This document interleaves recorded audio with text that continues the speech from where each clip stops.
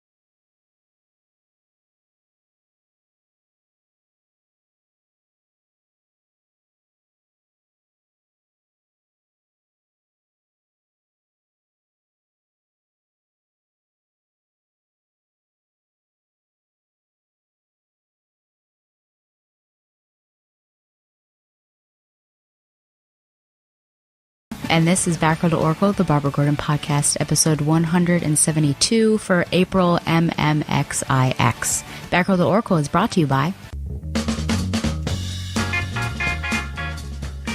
Hi, everybody. My name's Hub, and I host a show called Tighten Up the Defense, a podcast that would likely benefit from a tagline. Every week, we read either a Defenders comic book from the 70s or a New Teen Titans comic from the 80s. I give a synopsis of that comic that I have handcrafted to amuse and inform, and then my good-for-many-things brother Corey comes over and we talk about what we found interesting about the comic we just read. It's a lot of fun, and we hope you'll join us for it. Anything you'd like to add, Corey? I like cocaine from an animal's butthole.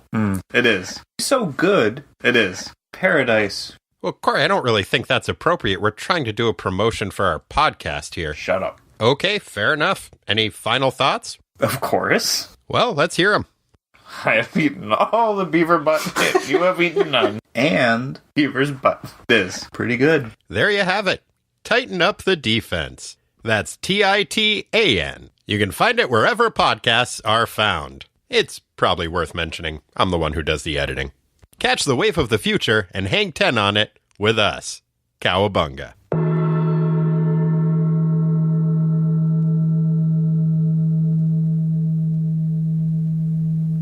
Batgirl the Oracle is also brought to you by MileHighComics.com, your new and collectible comic book store. Mile High Comics has an inventory of over 5 million comics from the gold, silver, bronze, and modern age, and over 100,000 trade paperbacks. If you're not into the vintage stock, Mile High Comics also has a subscription service called the New Issue Comics Express, offering a discounted price for comics ready to hit the shelves. So if you're looking for vintage back issues or a great modern subscription service, be sure to check out MileHighComics.com. Well, he is my stand-in, I suppose. My only regular. Well, no, I shouldn't say that. The original regular was Donovan Morgan Grant, and this guy's been coming on every time we do JLA, and of course, we're going to do a JLA series. So, welcome back to the show, Tom Panarese. Hey, how are you doing? I'm good. I'm actually finishing up right before you called. I was wondering, could I finish it? Mockingjay. I had betwixt all of the long novels that I've been reading, I've been forcing you to read. I've been taking breaks by reading Hunger Games again because I was like, oh man, I forgot how much I enjoy those. So after, I guess we read that, and then it was Les Mis, and then I guess I read Catching Fire, and then I read Vanity Fair, and then I was like, I really do need a break now. I'm going to read Mockingjay, so I'm so close to the end. But yeah, just as fun as I remember it. All right. Yeah, I haven't read that in, God, I think I read that before the first movie came out, so that's how long ago I read all three of them. Excepting the Hunger Games, the first one, because we just covered that required reading. But yeah, the other two I haven't read in a long time. So the big thing, of course, going on right now is March Madness. And I'm wondering how busted your bracket might be. Is it busted? Not entirely, but it's pretty beat up. Okay. I think I still have, I don't have my brackets in front of me. In fact, I don't know where they are. I think I left them in my classroom, or they're upstairs in the living room. But I think I'm at about like 50 or 60% total. I don't know. I never really pay much attention. Like, I don't take too long to fill these things out. But yeah, I'm toward the bottom in the relatively geeky bracket. Yeah. And as of Monday morning, I was, which was Monday morning of the first weekend, after the first weekend. So before the Sweet 16 started, I was like in the middle of the pack in the faculty one at work. Oh, okay. So both of my champions in each one are still around. I found out about this relatively geeky bracket this year, and I think maybe I had heard about it in previous years, but only after the fact. I was never invited to participate in this. I felt like it was a man's club. I felt very offended each time, and I let Professor Allen know that I was offended. So this year, of course, you can't let people just sit in their, offensiveness. You have to let them know that you're being offensive. So I basically let them have it. Did you use the word betrayal? I probably did. I probably said betrayal. Why wasn't I invited? And so he prattles on about, it's posted, whatever. But it's not like I scroll through Facebook looking for every update that Professor Allen has to offer. So I make a bracket every year on ESPN just to watch it happen. This year I was actually pretty conservative. There was one year that I did really well. It was the year that Butler beat Duke. And I actually, I don't know, and that was like 2012 or something. And that was one of those upsets that no one saw coming, and I put it. And so, like, my bracket really did well that year. This one I stayed pretty conservative, but I've been missing some things. I did have UVA. UVA is not going to the end, but I did decide to bring them, I think, maybe to the Elite Eight, and that's about as far as they're going to go, because I feel like they perform well, but at the end they just seem to choke. And I mean, last year they really did choke by being a number 1 seed and getting destroyed by a number 12 seed or whatever. 16. UMBC was a 16 seed. That was it broke my heart. It was great. Well, it probably broke all their hearts too. Yeah. I have UVA going all the way in one of my brackets, just because I was like, one of my degrees is from there. I have to. Sure, why not? And then the other bracket, I was a bit more conservative. What I found funny was that instead of duplicating my bracket, I actually had different picks in each bracket. So I called some of the upsets in one bracket, but not in the other. Oh, okay.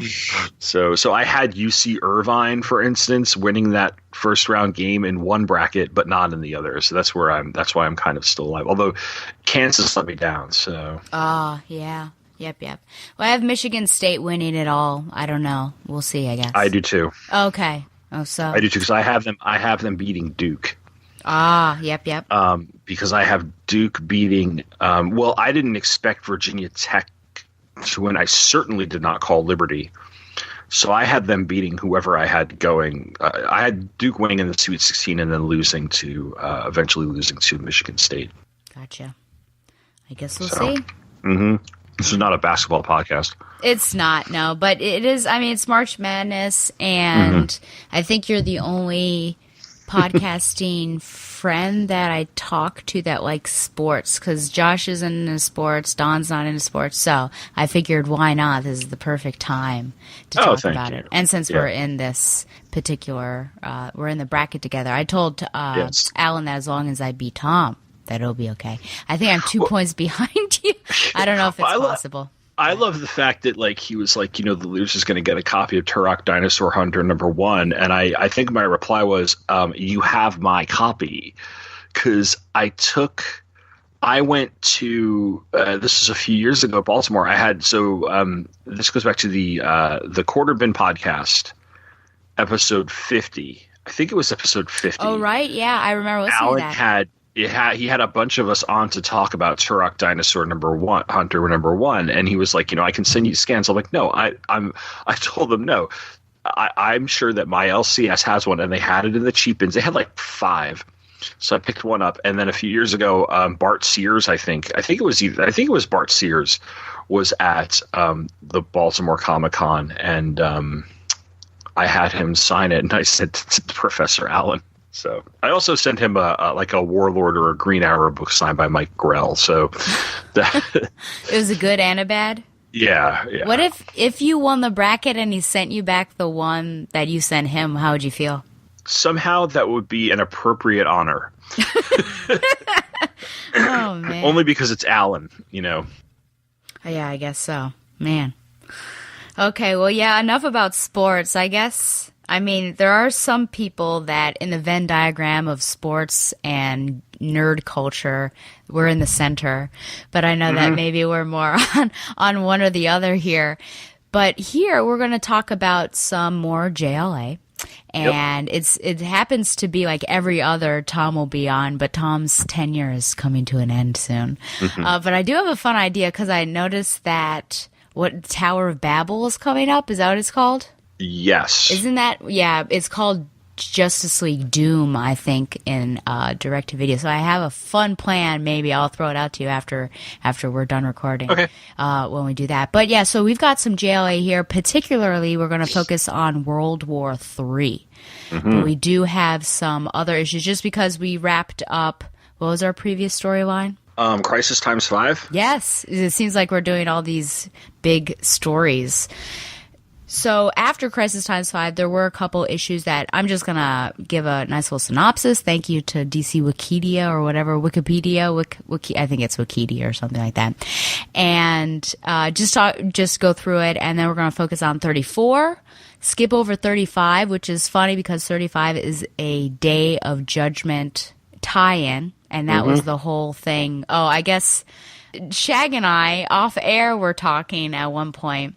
And I was saying, what do you want to come back on for? So, yeah, I invite him. He doesn't invite himself on.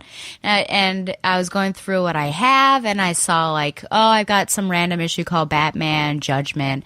And he said, that must tie into, Day of Judgment. And I thought, I am not going to cover a whole crossover thing just to do this one tie-in, so I'm going to scratch that whole thing.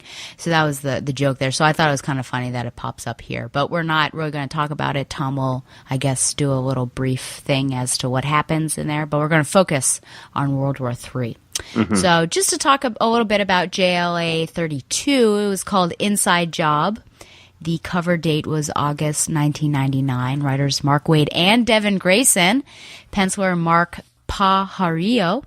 Inker Walden Wong, colorist Pat Garrahy, and Heroic Age. So there's this criminal organization that's known as Locus, and they have taken advantage of no man's land in Gotham City, and they release Genonite spores into the population, which infect the bloodstreams of humans and transform them into robotic drones. Superman is monitoring the whole situation from the ionosphere, while Huntress is actually in the thick of things, trying to quell angry mobs and opportunists in Gotham. the JLA begin to track down carriers of the Genonite spores, and Martian Manhunter suspects that these drones may even exist within the halls of power in Congress. Orion and the Flash are both infected with the spores, but the JLA are able to treat them in time. Superman tracks down the architects behind Locus and tells them that the JLA will not cede Gotham to their whims. So I guess I was going to say a late crossover. It's a late crossover for Batgirl the Oracle, since of course I'm done with No Man's Land now. But a nice little nod to it, at least, that hey, the JLA at least knew what was happening. We do see Babs and Batman in a window in a couple, I think it's just one panel, of the clock tower which Huntress stands upon. But I would say one of the most compelling parts of this issue actually is Huntress's role, because she sort of contemplates what she as a JLA member actually brings to the table. But at the end, she finally understands her role and feels like she actually deserves a place at the table, which is interesting once we get into World War III and what happens there. Yeah, definitely. I remember actually having this issue, probably because it had something to do with No Man's Land. Yeah. Because the cover is pretty, actually, I do like the cover to this issue. It looks like the boots of Superman, Wonder Woman, I think Aquaman, the Flash, and Martian Manhunter, and there's a sign that says "Welcome to Gotham" like on the street below them. So there's a nice dramatic cover where you don't have any action or anything like that. So, do you have anything to add to this particular issue that you feel like people would need to know? No, nothing I'm aware of. I guess it was, you're right. It was just their way of kind of like showing that the GLA was aware of the situation in Gotham, but it was not something that they can necessarily solve or take care of. The like nanotechnology type of thing with the virus, I want to say that was about a year or two later used in similar fashion in Image's G.I. Joe revival or something. But somebody I read that years and years and years ago, so somebody who's more familiar with that might be able to correct me on that. But yeah, no, it's a solid. These two issues are pretty solid. There's not a ton to say about them. They're fill-in issues because Mark Waid writes both of them. So Devin Grayson also wrote part of it. Yep. So next up is 33 Altered Egos. Cover date September 1999. Writer Mark Waid, penciler Mark Pajarillo, inker Walden Wong, and colorist John Kalitz. Batman tells the assembled Leaguers he wants them to bring in Bruce Wayne, which is a weird opening to the issue, whom he believes is behind the recent destruction of Gotham City. Wonder Woman and Superman go in search of Flash while the others go after Wayne. Incognito, Steel, Plastic Man, Big Barda, Orion, and Green Lantern go to the Riviera Hotel in France, where they find Wayne at a baccarat table. When he sees Plastic Man, he makes for the exit and ditches the heroes. Meanwhile, in Keystone City, Superman and Wonder Woman help Flash, Walter West, first time I was hearing of that, clean up the mess Dr. Alchemy is making. As the League finds Wayne and tries to take him down, they discover that he seems to go intangible at will. As it turns out, Wayne is one of the White Martians whom they eventually capture. It was interesting that a quote, and now I can't remember, I should have put who said that, but someone said there that, I think it was The Flash actually, that Bruce Wayne is Gotham's answer to Donald Trump. I don't know if you caught that. And also one of the most hilarious scenes that I had to read twice to figure out what actually happened is that Plastic Man was Big Barda's dress. And she didn't even know. So she's just wearing this dress that's, somewhat revealing. I mean, it looks good on her. Yeah. And then someone says, about, hey, nice dress. And she says, oh, I thought you laid that out for me. And then no, that he didn't lay it out for her. And she quickly, and it's Plastic Man. It was both horrifying and hilarious at the same time. Yes, because on the one hand, you're like, it is really, really fun. On the other hand, you're like, ooh, that's a little, yeah. Yeah, absolutely. But it towed the line, and they got away with the bit. Yes, it's true. I mean, with Plastic Man, he's kind of like, if you think about it, he's like Shag. Because we allow Shag to say she's hot repeatedly. Yes. And while we may roll our eyes, we don't necessarily think that he's a terrible human being. So Plastic Man is similar in that vein, that like we give him way more potentially than he deserves to get away with. Mm-hmm. Would you add anything to this? Things that no, people might know?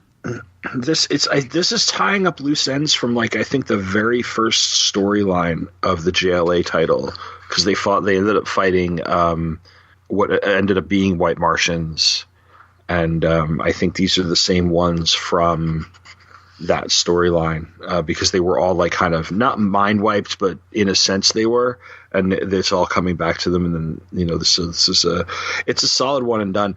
I vaguely remember this Flash because I was reading the Flash on and off at this time. Mark Waid was still writing it, I think, with Brian Augustyn, and he is this Walter West Flash is like a Flash from the future who was there for a little while, and then by the time we hit the end of World War III, Wally is back. But I do remember that Wally is also on the Titans at this point too, so I remember him appearing in a couple of issues of the Titans as well.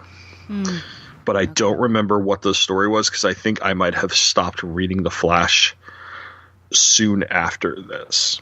Gotcha. Okay. I just thought it was like Walter West. Who is that? Basically, there were a handful of storylines in Mark Waid's run that were like really epic, but a lot of them ended up with Wally disappearing in some form or another, like either into the Speed Force or tossed into the future or trapped somewhere, and somebody. So it's basically like, once again, Wally's not around, and or he's bouncing through time or whatever, and somebody else is taking over for him, whether it's Team Flash or like Jesse Quick or Impulse or somebody, or it's like this guy or something. So that's just, and I'm being very, very general for what is like a huge swath of stuff from like all the way from like 0 Hour all the way up to like the end of the 90s. So. Gotcha. Okay, well, shall we move on to JLA 34? Yes, I am covering 34. I'm going to briefly mention what's in issue 35, because it literally is a shoehorned in Day of Judgment crossover that doesn't have any effect on the rest of the World War III story. And then I'm going to cover the entire World War III story, which is issues 36 through 41. And I'm covering these stories as they were collected in the World War III trade paperback. That was the first trade paperback that came out in 2001, but I'm going to give you all the usual information as far as publication dates and creative teams, and I'm going to start with issue 34. JLA 34 came out on August 25th, 1999, and it had a cover date of October of 1999. The title is The Ant and the Avalanche. Our creative team is Grant Morrison, writer, Howard Porter, penciler, John Dell, inker, Ken Lopez, letterer, Pat Gary, colorist, and our editor was Dan Raspler. We open at the Watchtower where Oracle is telling Steel that they need more Leaguers at Belle Reve Prison to handle a jailbreak. Green Lantern is more or less handling a cell block full of super criminals on his own and without his ring, as it has been stolen by a guy named the Red Dart. Aquaman shows up and starts helping, and we cut back to Oracle, who is with Batman. Batman asks where Superman is, because he certainly can't help with the deteriorating situation. Superman, by the way, is doing his best to help a space station to not completely crash into Earth, slowing its descent as it burns through the atmosphere. Aquaman and GL continue to fight their way through Belle Reve. Plastic Man shows up to help and notes that Zoriel has headed into the basement. Aquaman says that there's something there to check out.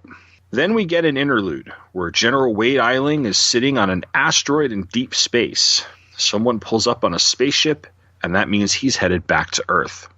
Back at the Watchtower, someone has made his way through all of the League's defenses, and Steel and Huntress are on high alert. They discover that it is Mr. Miracle.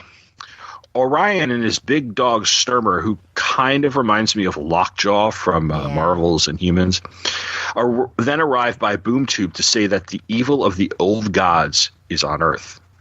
Back at the prison, the Red Dart walks around with GL's ring, and he brings it to Prometheus, who is waiting for him. Superman and Batman finally arrive at the prison and help quell the riot some more, while Zoriel, Aquaman, and GL are in the basement and find Hector Hammond sitting in a chair encased in some sort of red and black looking eye-looking thing. Aquaman begins firing his Atlantean weapon, and then Orion and Sturmer bust in and destroy that black eye. Orion then explains that the eye was an emissary of Mageddon, the evil that is approaching the Earth. The riot is cleaned up. Oracle explains to the League that she has been looking at the footage from the prison security cameras, and it says that it seems that the riot started when the warden executed a young inmate, and that just escalated from there. Batman doesn't like the looks of any of this, and as he leaves her, she informs him that 2 wars have broken out in the last 5 minutes.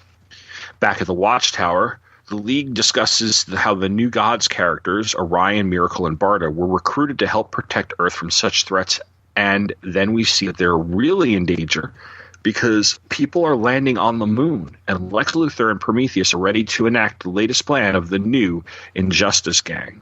And then we get into issue 35. That's the Day of Judgment crossover.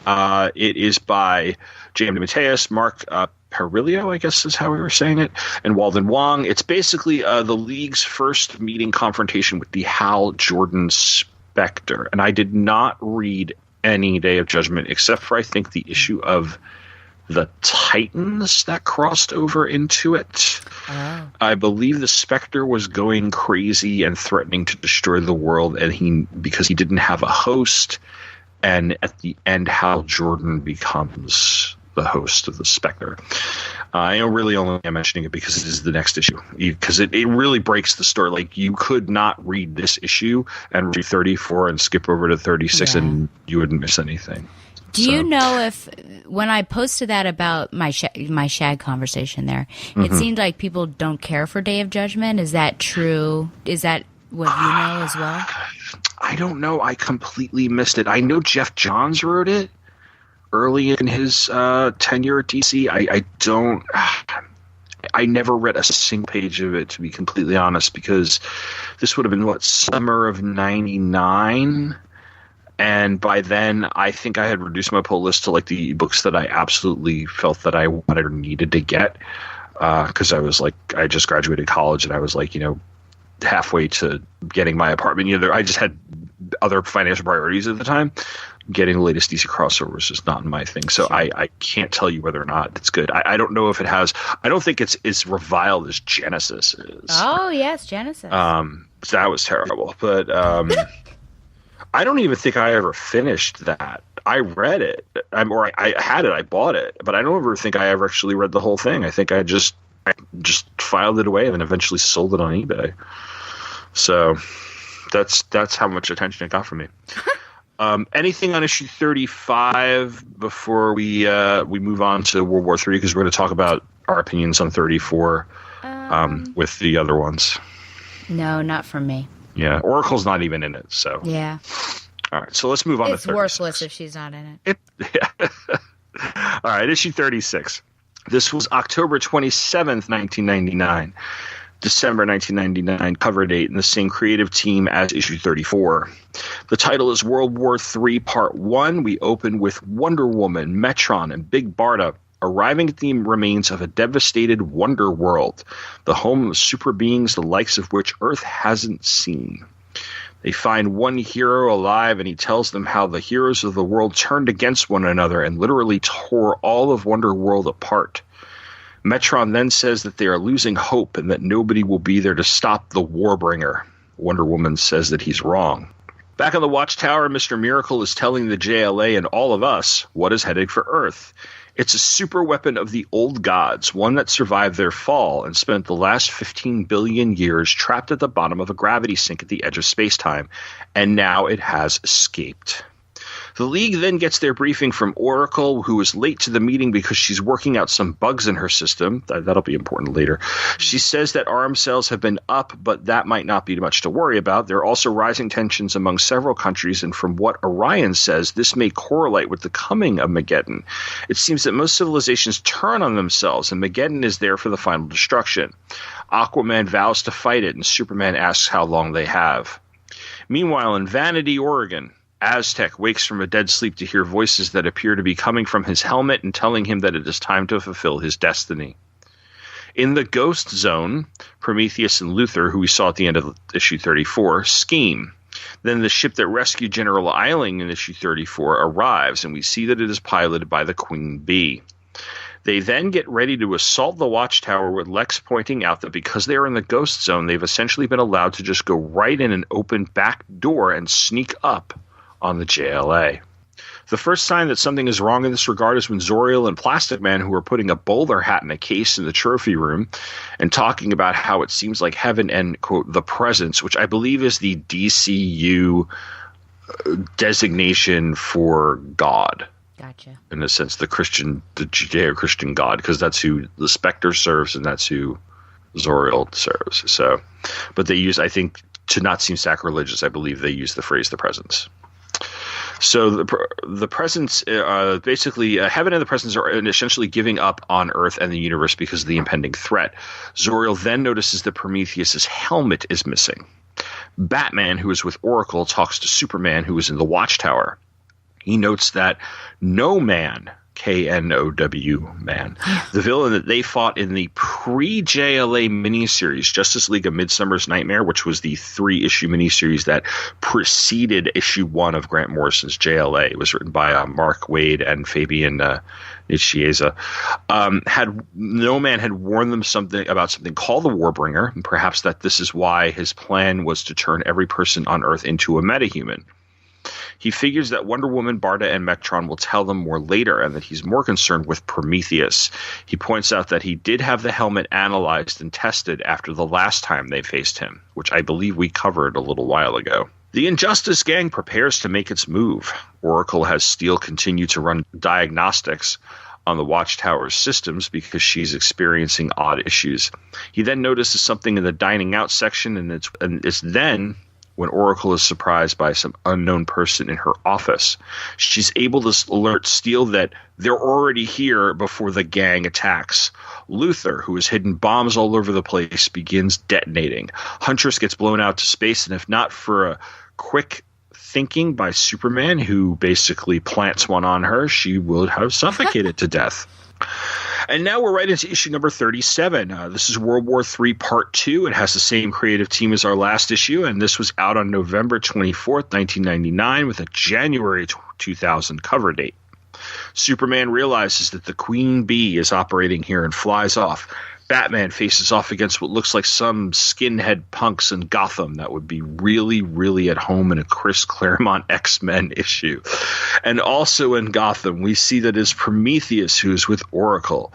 He taunts her and even tries to goad her into betraying the team, but she doesn't bite, so he punches her right through the glass of the clock tower. Back on the moon, Superman and Steel go full force against Eiling, and Steel gets taken out by the Queen Bee, who zaps him into being a drone.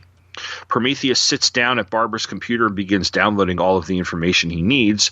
We see that she did survive his attack by grabbing onto one of the hands of the clock, which is a solid Batgirl move, by the way. Prometheus checks in with Luthor, who is seen in the shadows sitting at the head of the JLA conference table, running a sort of central command role. He checks in with the Queen Bee, who has signaled her drone ships to head for Earth. Meanwhile, Superman is getting the crap kicked out of him by General Eiling. Green Lantern is also in the Queen Bee's thrall, and he attacks Plastic Man and Huntress just as Queen Bee is ready to build her new hive in New York City. Lex continues to run tactical, and we see that his head is beginning to be surrounded by the same sort of entity that took over Hector Hammond. The League might not know it yet, but we do. Mageddon is at work here. And indeed he is. While Eiling continues to destroy Superman, we hear news reports that war is starting to break out all over the world. Then a ship arrives at the Watchtower and its occupant gets out. It's John Johns, the Martian Manhunter, who is ready to return to active duty. Issue 38 is World War III Part 3. We have the same creative team as our last two parts. This came out on December 22nd, 1999, and it has a February 2000 cover date. We open with Metron, Wonder Woman, and Orion heading back to Earth, hoping they can warn everyone in time because they are face to face with Mageddon. The situation on Earth and in the Watchtower has become ultimately dire. War is breaking out all over the globe. A newsman kills himself on the air. Batman is on the Watchtower now and is ready to face off against Prometheus. GL has freed himself from the Queen Bee's influence, but now, face to face with Lex Luthor, finds himself unable to use his ring. But he's not facing Luthor. He's facing the giant eye of Mageddon. It has removed the will behind the ring and is about to zap Kyle when Martian Manhunter swoops in to save him. Meanwhile, Batman fights Prometheus, who has put on the helmet that he stole from the trophy room because the other one that he had been using got wrecked in the fight with Oracle. And Batman reveals that as a cautionary measure a few months ago, he programmed that particular helmet to give Prometheus the fighting style and movements of Professor Stephen Hawking.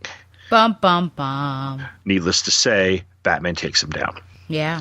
Wonder Woman and Orion have finally arrived at the Watchtower, and after assessing the situation, get ready to take down Mageddon. Metron arrives in Gotham, and we're going to have to talk about how weird Oracle looks on this particular page. But anyway, He gives Oracle a mother box. Here's some wonky art. Superman and Eiling fight. Well, it's really more that Superman continues to get the utter crap knocked out of him. I see where they got this bit on the early seasons of the Justice League cartoon. Remember? Because like Superman would always like get taken out like early. They made him weaker. Yeah. That was one of the criticisms.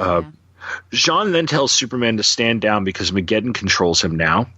And he's actually being talking about Eiling, and he's actually being led right into their trap, which is Orion and Sturmer. The big dog, Sturmer, not Orion, fights Eiling. Aquaman quells a civil war in Atlantis by telling the people that if they want to fight, they will fight for him. We then head to New York, where thousands of citizens are now drones of the Queen Bee, and they're building a giant hive. Wonder Woman, Barda, Steel, and Plastic Man sneak around looking for an opening, and Plastic Man rambles on about how he used to know a hero named Red Bee, and that the old hero once told him the bees cannot see the color red, which for some reason in my synopsis, completely misspelled as READ, but so they can't read the color. Way to go, Paris. Anyway, the important thing about this was that I had an onion on my belt, which was the style. Yeah. At the JLA North Embassy, Mr. Miracle gathers the heroes of the DCU in sort of a monitor satellite on Crisis on Infinite Earths type of scenario. This includes members of the JLA, the Titans, and Young Justice, among others. He tells them whom Mageddon is. They're then interrupted by Aztec, who stumbles in and says he is blind. He's blind. He just looks terrible, like beaten up. He says he is blind because he has looked right into the face of Mageddon. On the Watchtower, Jean, Zoriel, and GL face Luthor, who is trapped inside that giant Mageddon eyeball. While Jean takes the psychic attack approach, GL appeals to Luthor's giant ego, saying that he can't believe that the greatest criminal mind of our time, is being beaten by a giant eyeball.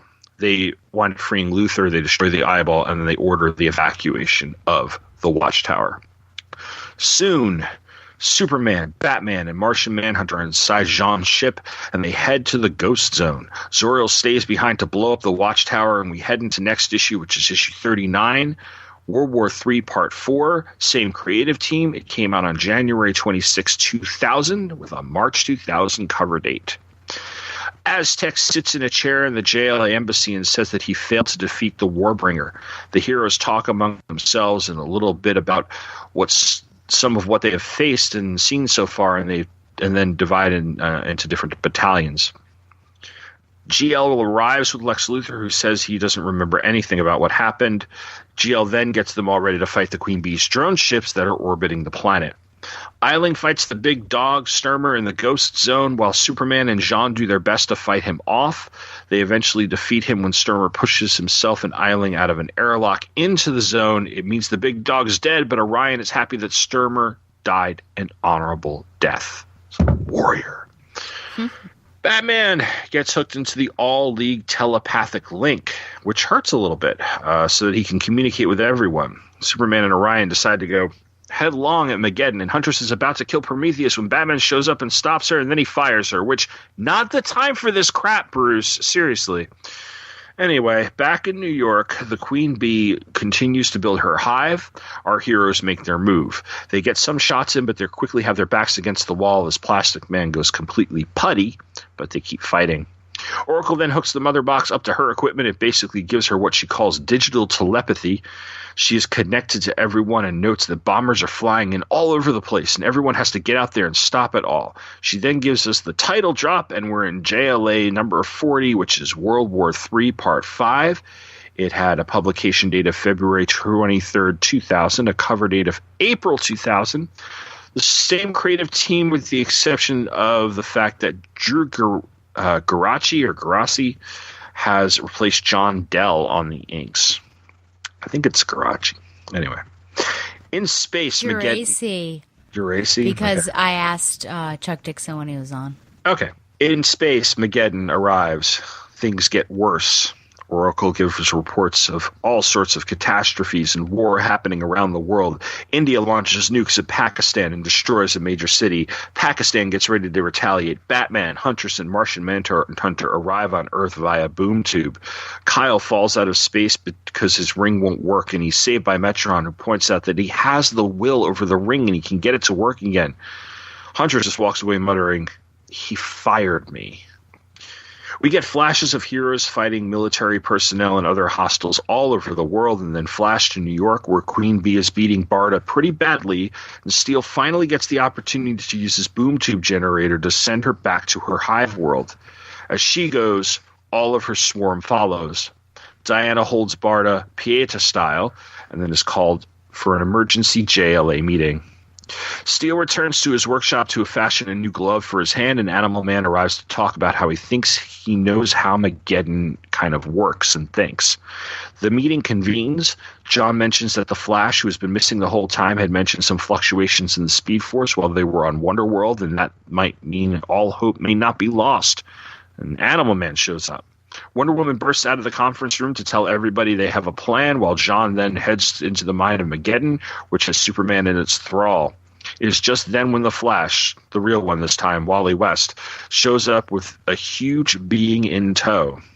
And we head into our finale, JLA number 41. The same creative team as issue number 40. It came out on March 29th, 2000. It had a May 2000 cover date. It is World War III Part 6, Mageddon.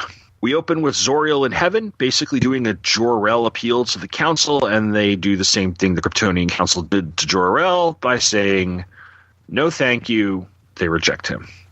On Earth, Oracle sends a digital telepathic message to everyone on the planet, telling them that Mageddon has initiated global suicide and they all have to fight it. At the JLA embassy, the Flash explains that he has returned with Glimmer, a hero from Wonderworld, who tells them all to prepare the armies of man. Batman bursts into the JLA conference room because Nightwing had them call him back because Jean has been screaming. Bruce tells everyone to clear out and then asks Jean to bring him into his telepathic link with Superman. He's basically going to do the same thing that GL did to Luthor, appeal to Superman himself to get Clark to sever the link with Mageddon. Speaking of GL, he is giving himself a pep talk. And we get a 90s version of one of the classic I remember the oath, I will say the oath, and the ring will work again Green Lantern moments. Because Kyle never had to do the oath. Oh, I didn't know that. From what I remember, I don't think Kyle ever really was the sort of Hal Jordan, I'm going to do the no evil shall escape my sight oath in like those big moments. I might be mistaken. But I think they're trying to go for that sort of moment, but give him a different spin on it. Gotcha. Steel, Animal-Man, and Wonder Woman meet Blue Beetle and Black Lightning on Easter Island, and Animal-Man talks about how Mageddon is preying on the reptilian part of our brains, and that's what's turning us against one another.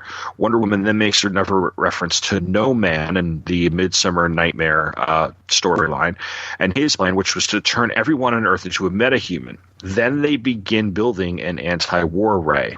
In California, Zatanna, Black Canary, The Ray, Mary Marvel, and a number of other heroes take on armies, and the battle is finally stopped by Aquaman, who tells the surface armies to lay down their arms or face the armies of Atlantis. Zoriel leaves his meeting having been rejected, but he leaves a host of angels say that they're with him. Aztec flies toward Mageddon, finds Orion, and heals him. Orion rallies and gets ready to fight again. Green Lantern has finally recovered and he's ready. Batman is in Superman's mind and in his chaos and despair. He yells at Clark, saying, "We always win." Orion attacks and is taken down. Aztec arrives and Superman is now slightly more conscious. He warns Aztec that Mageddon will take him too, but Aztec says that he was planning on that and that he is a weapon that exists to help destroy this old god. I'm going to butcher this. Tezcatlipoca, which is really just an old computer.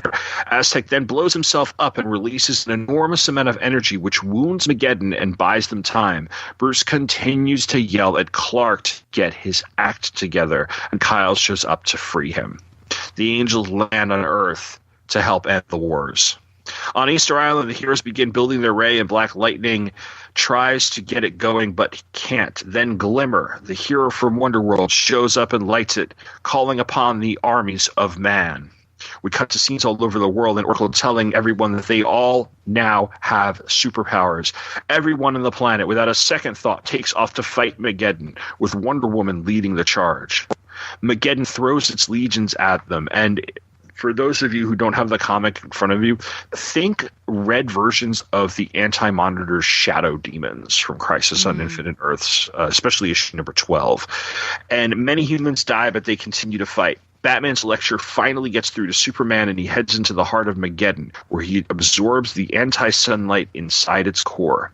The drones fall, and the warhead is disarmed. The war is over, and Oracle tells everyone that there will be a tomorrow. A week later, the Watchtower is being rebuilt. Metron talks about the fourth world and the coming fifth world, and then he says that he and the new gods are no longer needed. He, Barda, Orion, and Mr. Miracle leave. The 7 key members prepare to head out for some R&R when Oracle interrupts the situation to tell them that Dr. Destiny is attacking Detroit. While he says that Dr. Destiny is a lightweight, 10 minutes tops, Batman scowls, but Superman says, "Come on, we're the Justice League. You know you love it." And they fly off to face the danger. The end. The end. Oh, man. Thank you for that. There's a lot that you had to get through on that one. Yeah, it's a big story. As always happens to you. So I thought what we do is go maybe each part, and I've got some questions per, and then at the end we'll talk about the story as a whole. Mm-hmm.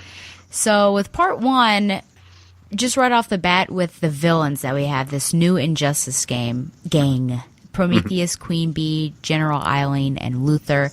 What do you think about this particular team? In my opinion, it's a bit of a ragtag team in the fact of you wouldn't necessarily think of these particular people working together. But, what are your thoughts on them? Like the chemistry that they might have? Does it make sense that they're together? Is the threat level pretty high, and does it make sense? I have to flip back into my trades, and I don't have them in front of me, of Morrison's JLA to see whether or not they fought the Queen Bee at any point in the last 34 issues.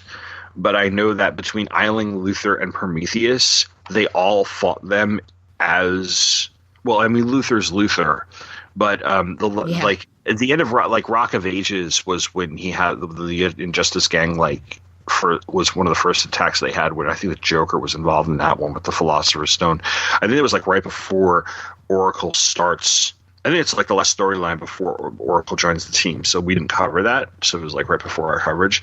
But gotcha. I'm pretty sure. So this is Morrison's last storyline. I think Mark Waid I think Tower of Babel is the next storyline, or pretty soon after this. I believe Mark Waid takes over full time on the title after this. So this is the conclusion of what Morrison started back when they kind of seeded things and getting the team back together, and then JLA #1. So it kind of makes sense that to me that these villains who they have fought before, they've teamed up and they're fighting again, kind of like a Sinister Six type of situation, but they're all within Morrison's thing. And he's trying to bring all of this to a head. So it's let's throw everything they've had at the JLA. So okay. That's what makes sense to me. And Luthor's going to Luthor, but Eiling and what's his name? Prometheus are clearly out for revenge anyway. Yeah. So it's kind of like the JLA Revenge Squad, but again, I think it does work. And I think they each have their particular attributes that all add to the team. Luthor is a mastermind, and I would say the leader. Prometheus also has. I think he and Luthor complement each other really well. They both seem to be on that level. General Eileen is, I think, the brawn, and then the Queen Bee can sort of add the the minions because she's able to hive mind everybody. So she, I think, is the boots on the ground there. So I think they all add something special. Looking at them, I wouldn't necessarily think, oh yeah, of course they're, that team is going to be together. But then you're right about, mentioning the Sinister Six. Cause I mean, if you looked at that team, you'd be like, why are they working together? So I guess that's what makes a fun villain team up story, is that there are these characters that you wouldn't expect working together, and then they do. And I think the threat level is it makes sense. It's realistic, and then of course it's more just a piece of the actual puzzle of what's behind everything. Yeah, and I noticed that I liked how, at least in 34, with the prison riot, it's Hector Hammond who is kind of, when you match him with Luthor, he's not part of the Injustice Gang. He just happens to be affected by Mageddon. And it's a little bit of foreshadowing for Luthor being taken over by the creature, because Hector Hammond is basically a big brain. Right. And this version of Luthor is very much is the corporate brain. You're right. You're the tactical, the strategic person. So it makes sense that he would be the one to be taken over by Mageddon during the course of this thing. I also like the fact that they sneak in through the back door of the Watchtower without anybody realizing it. Like it's a case of villains learning from their mistakes. So it makes the Batman planning 15 million stages ahead thing with the Stephen Hawking bit work. Right. Because they were obviously planning ahead, like they were planning smartly, as opposed to just going in there and attacking. Yeah. So. And I think when you have someone like Luthor at the helm, that would never be a situation that they would do. Yeah. Mm-hmm. I will say that, because I have more questions on other parts, rather not as much this one, but sure. I have the individual issues, and there are letter pages, of course. And one of them, it was so weird because normally I just skim through them. Yeah. Someone wants Sarge Steel and Oracle to become romantically involved. Ew, isn't he like 30 years older? I don't know what the age difference is. Let me pull this up. Are you going historical? Oh, that's too bad. Indeed, let's see here. Sarge, Oh, what is this here? Oh, in a future issue of JLA, I would like to see two compulsive workers, Sarge Steel and Barbara Gordon, become romantically involved with each other. Furthermore, such a subplot would make both characters more developed, as if Barbara needs more development. Indeed, have Sarge cook dinner for Barbara. Let's... It's almost as if I wrote it, but it sounds ridiculous. Let Sarge and Barbara vacation in Hawaii together. If her friends say, he's too old for her. Oh, that was you. And if his friends say, why is he tying himself down with the girl in a wheelchair, Sarge and Barbara can successfully overcome the skeptics in their lives. Moreover, if Sarge Steel is a talented amateur chef, if Barbara Gordon is a gifted amateur painter, and they bring out these qualities in each other, I think it's wonderful. And this is from John Rolfing, Caldwell, Idaho. So I don't know what John is doing right now. Yeah. Yeah. Isn't that what... Now you watched Mad Men, right? Of course. Yeah, remember just that reminded me a little bit. The two workaholics working together all the time reminded me a little bit about of Steggy at the end. Oh yeah. Of course, I love Stan and Peggy, so. Yeah. But yeah, no, terrible idea. That's what. Yeah, I don't know. Have we even read any of the issues with Sarge Steel in them? Sarge Steel was toward the end of the Titans and the New Titans and stuff like that, so I've seen him, but I know I've never really. We may have seen him in a couple of episodes, but I don't. Yeah, I don't really. My only experience with him is in the Legends of Tomorrow. Yeah. So. Which I don't watch very much. I may have seen him in old Checkmate, like that sort of stuff way back in the day too. Oh, okay, gotcha. Yeah. Well, with part 2, we ended on a cliffhanger a little bit with part 1 that someone sees Oracle and says, "Oh, so you're Oracle," and we find out that it's Prometheus, of course. And there's this really interesting conversation that Prometheus and Oracle have, and Prometheus is insulting, but he also almost is able to glimpse kind of beneath the layers of the person. And this happens again with Huntress. Mm-hmm. And I wonder, with Prometheus, I mean, he is really intelligent. Do you think that he sees things as they truly are, or is he just really arrogant and he wants to drag everyone down and really get at them in some way? I think it's a combination of both. I think he's arrogant, and I think he thinks he can read people better than anybody else can read people. And so I think he's playing off what he assumes about her based on observation. He's trying to kind of goad her into I know more about you than you realize, and he's trying to intimidate her to either admit something or become vulnerable or come over to his side or what. So have you ever seen The Breakfast Club? Yes. All right. Remember the scene where Bender, Judd Nelson's character, is generally just like a jerk to Molly Ringwald's character through most of the movie up until the end. But the scene where he's standing across from her in the desk and he begins, "Are you a virgin? I bet you $1 million that you are." And then he goes into this whole thing over the panties, no bra, Calvin's rolled up in the front seat past 11 on a school night, and she's just the whole time she's looking right at him, and because he's trying to get her to admit something, he's trying to get her upset, he's trying to get her to cry, and she won't break. This kind of reminded me of that scene where he's just making assumptions based on what he perceives as her vulnerabilities, and Barbara's just basically Barbara is not falling for it, so then he punches her. Yeah, I applaud Barbara for not falling into that trap, for having an emotional response, because I think he is getting somewhere in the fact of I think he is speaking some partial truth there that would, anyone who's unhinged would probably bite at those, and she's able to stay calm. I thought it was interesting that he offers her the chance to walk again, of course, via technology, and it reminds me of, I don't remember what his name was, but during that crossover that I also don't remember that I did with Shag, where basically this guy from hell came up and was offering. Underworld Unleashed, right? Yes. Because he offers her, I can't remember what that man's name is. I feel like Neron is. Yes, it was near. Okay, yeah. I knew on was at the end of his word. Offers that, it just seems to come at her do you want your legs back? Do you want your legs back? Which I guess for, someone who had the use of their legs and then lost it, that would be at the forefront of their mind. But just how strong that she doesn't, of course, take that chance. And she knows what's truly important at the, period of time and on the current mission. Can we briefly discuss the fact that for some reason Pat Garrahy is under the impression that Barbara is a brunette?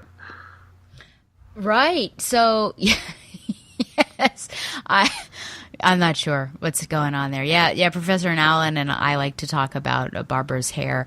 Yeah, the style is basically, what we've been seeing with Barbara in the 90s. But yeah, for whatever reason, it's all of a sudden turned into a brunette. So, yeah. Do you think if you did not know that it was Barbara in reading this, do you think you would wonder who this particular character was? I think I could eventually pick it up based on context, especially since she deals a lot with Batman. And Batman knows who she is and stuff, so I figure that I think I could pick up the fact that she's Barbara Gordon. But it's just, and Howard Porter does not do her any favors in terms of the way he draws her. I think he draws her too old. I think she's supposed to be in her 20s, right? Yeah, she looks like she's at there's the bottom of one page, and she looks like somebody's I don't know. She just looks like she's 10 years too older, for who she is. So. Okay. I'll have to. Yeah, it was that one part that you mentioned. Yeah. Oh, yeah. We'll get to that in a minute. Yeah. Do you think there will be any repercussions, or what would they be, of someone now knowing who Oracle is? There would be, unless I don't know how much of a threat Prometheus is beyond this storyline. Because he doesn't necessarily reveal it to anybody, because he's taken down at the end of the thing by Batman. And I think he's left more or less debilitated. So I don't know. You'd have to find somebody who has. Oh no! Wait, he does show up again in a. I had blocked that out of my mind. Green Arrow kills him. Oh. Years later, in a storyline that had the most unnecessary death in my comics collecting career. Oh. James Robinson, you have sins to pay for. Interesting. Yes. It was many years later. He does show up again. He kills somebody. I don't want to really get into it. But beyond... It's not his daughter, is what? it? Not the daughter, is it? The young girl? Oh, that is yeah, what we're yeah. talking He's about. the one who I believe it's the. I have the issues. I've never read them, but I believe Green Arrow kills him at the end of was it Cry for Justice or whatever it was called, because I think he's the person who ends up killing Leanne Harper, which again, like, it did not need to happen. But between this issue and that issue, I don't know what happens to him. But if somebody did know who Oracle was, especially since she operates out of what is clearly a landmark. Right. In Gotham, which is now currently like no man's land, I think that would be a threat. But I also think that Barbara and Bruce are confident enough to take the threat on when they have to. Yeah, I think with Oracle now and just being so well known and people hearing that title, I think that Prometheus has something, but maybe given the current situation and the mission, he doesn't really have time to capitalize on it. And I think that's why he's probably so shocked when he sees her, because I think he knew of the name, and then he's like, wait, what? You're Oracle? You're a girl. You're in a wheelchair. And so it's just not what he had all expected. Yeah. So I think if he had, I don't know where he goes after this besides, getting killed, but that would be something that he could potentially use and profit on, because that's some big important information. We see later on, years later now, how important it is for Calculator to find out who Oracle is. So, yeah, it's one of those big things. But, yeah, it was shocking for me, even though it's 1999. But I was like, oh, my gosh, who found out? And you don't know until the next issue when it pulls back the panel and you see who was saying that he's... I thought it was funny, Plastic Man as a bee.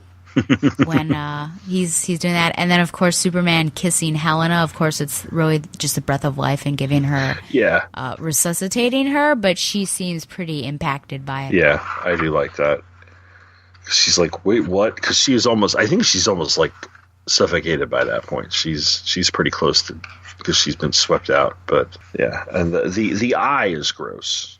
Oh my goodness. Yeah. So part 3, when I turned the page and I saw that, I actually shouted aloud and I said, what the, because it is really, really creepy.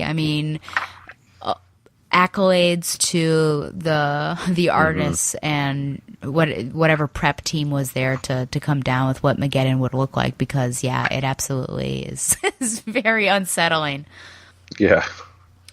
So in part 3, we've got Batman using, as you said in your synopsis, the technology to defeat Prometheus, specifically turning him into having the same physical capabilities as Stephen Hawking, which is very little. Yeah. And I wondered at all, and this is, maybe this is like my empathetic side as you think about how this could affect other people, but do you think this was at all little insensitive, or at is it near the line or anything, doing that sort of thing, like stepping out of the comic and just as a writer and doing that? Or do you think that's just us looking back and maybe trying to be more empathetic towards other people and thinking how it might be received? I guess it could be perceived as offensive. But given the context where you're going toe-to-toe somebody in a ring and you've programmed his powers you basically Captain Kirk'd this whole thing, because it's Kirk. He reprogrammed his helmet. Like, Kirk reprogrammed the Kobayashi Maru, which was a no-win scenario, and Batman is in a very close situation to a no-win scenario, and he had taken the time long ago to say, hey, if he ever comes for this, here we go, and the program loaded itself, and all of a sudden, boom. Yeah, I think considering the context and considering what came before this, I don't think he was poking any fun at anybody with Stephen Hawking's condition. Right. Especially considering that he had Barbara, just the prior issue, stand up to, not figuratively speaking, stand up to Prometheus and still use her upper body strength to knock him around a little bit, and then use her upper body strength to grab on to, remember what it was like to be Batgirl and grab onto that clock arm. I think that's a pretty respectful sequence as far as, because she should be dead. She should be street pizza, but she was Batgirl for a few years. So there's just the motor instinct of reaching out, grabbing onto that. She only has her upper body to support herself, but she's obviously been taking care of herself. So I think that's pretty positive. And then you have this. Yeah. So I honestly don't think it's offensive, especially considering the context. Gotcha. Yeah, I do like how she's able to reach out and do that. And I mean, Barbara has proven her upper body strength. Mm-hmm. So I'm glad that we got to see that here. But what a unsettling scene to see her pushed out of the clock tower like that. So, 2 pages after the Stephen Hawking thing, is when Metron shows up in her office, and she's like, "That's some chair," which I actually thought was clever. Barbara has a sense of humor. So they let her have her sense of humor. But that panel, she's so weirdly drawn. It's so odd looking. I can't even describe it. It's like... It looks like one of those Burger King kids. They had those 5 kids that were like nerdy people. Mm-hmm. Or I guess there's a jock and stuff. It looks like one of them. Yeah. Almost, yeah. But... Yeah, I don't know. Poor Babs. It's a cool upgrade, though. Yes, at least we finally have her doing something. Yeah, very true. So Mageddon, as we find out, and we started to see it a little bit in issue 34, that he's able to manipulate rage and violence. And I wondered why he doesn't seem to have either the capability or he doesn't choose to manipulate the heroes. It just seems like it's more people with ill intent. And then I will say, with the exception of Warrior, aka Guy Gardner, because it seems like he was being taken over a little bit. Is he not able to? If that's true, why? Or do you think it's something that we're just not seeing and the heroes are having internal struggles, but they're able to sort of clamp it down and overcome it, unlike people who, I guess, have those weaker sides and, of course, villains and things like that? I think maybe he doesn't really offer an explanation as to why a lot of these heroes are able to fight, the way they are. I don't know, perhaps there's perhaps there is a will there, and there's so they're less susceptible to fall to, this big bad. I unless I missed it, I don't know what the explanation is as to why the heroes are able to not be completely affected by Mageddon, unless I'll no prize it by saying, although no, because people like Batman and Black Canary and Oracle and Blue Beetle don't have a metagene, so I couldn't even posit to say the metagene protects them. I don't know. There's something in the heroic nature that it takes longer to affect them or something. Yeah, so maybe he is wide sweeping in his power, but we just don't see it with the heroes. Or maybe he just intentionally goes after the villains because he knows that he's going to easily be able to get done what he needs done because they are susceptible, as far as I know. But the weird thing is, in 34, you said that the warden was the one who started it all. So you kind of wonder about that. I mean, not necessarily saying that all not necessarily assuming that all wardens are great, but it's just interesting that the warden was the one who started everything off. The warden executed a young prisoner who they saw that execution as an injustice, so maybe who was preying on the warden's ruthlessness. Yeah. And then internally he hated these criminals, so he's preying on their hate and the fact that he would go. So, like, I guess the difference between him and Batman, who would not go that far and would not consider that and has the will to do that, he would. Which I guess on some level justifies Bruce's firing Helena.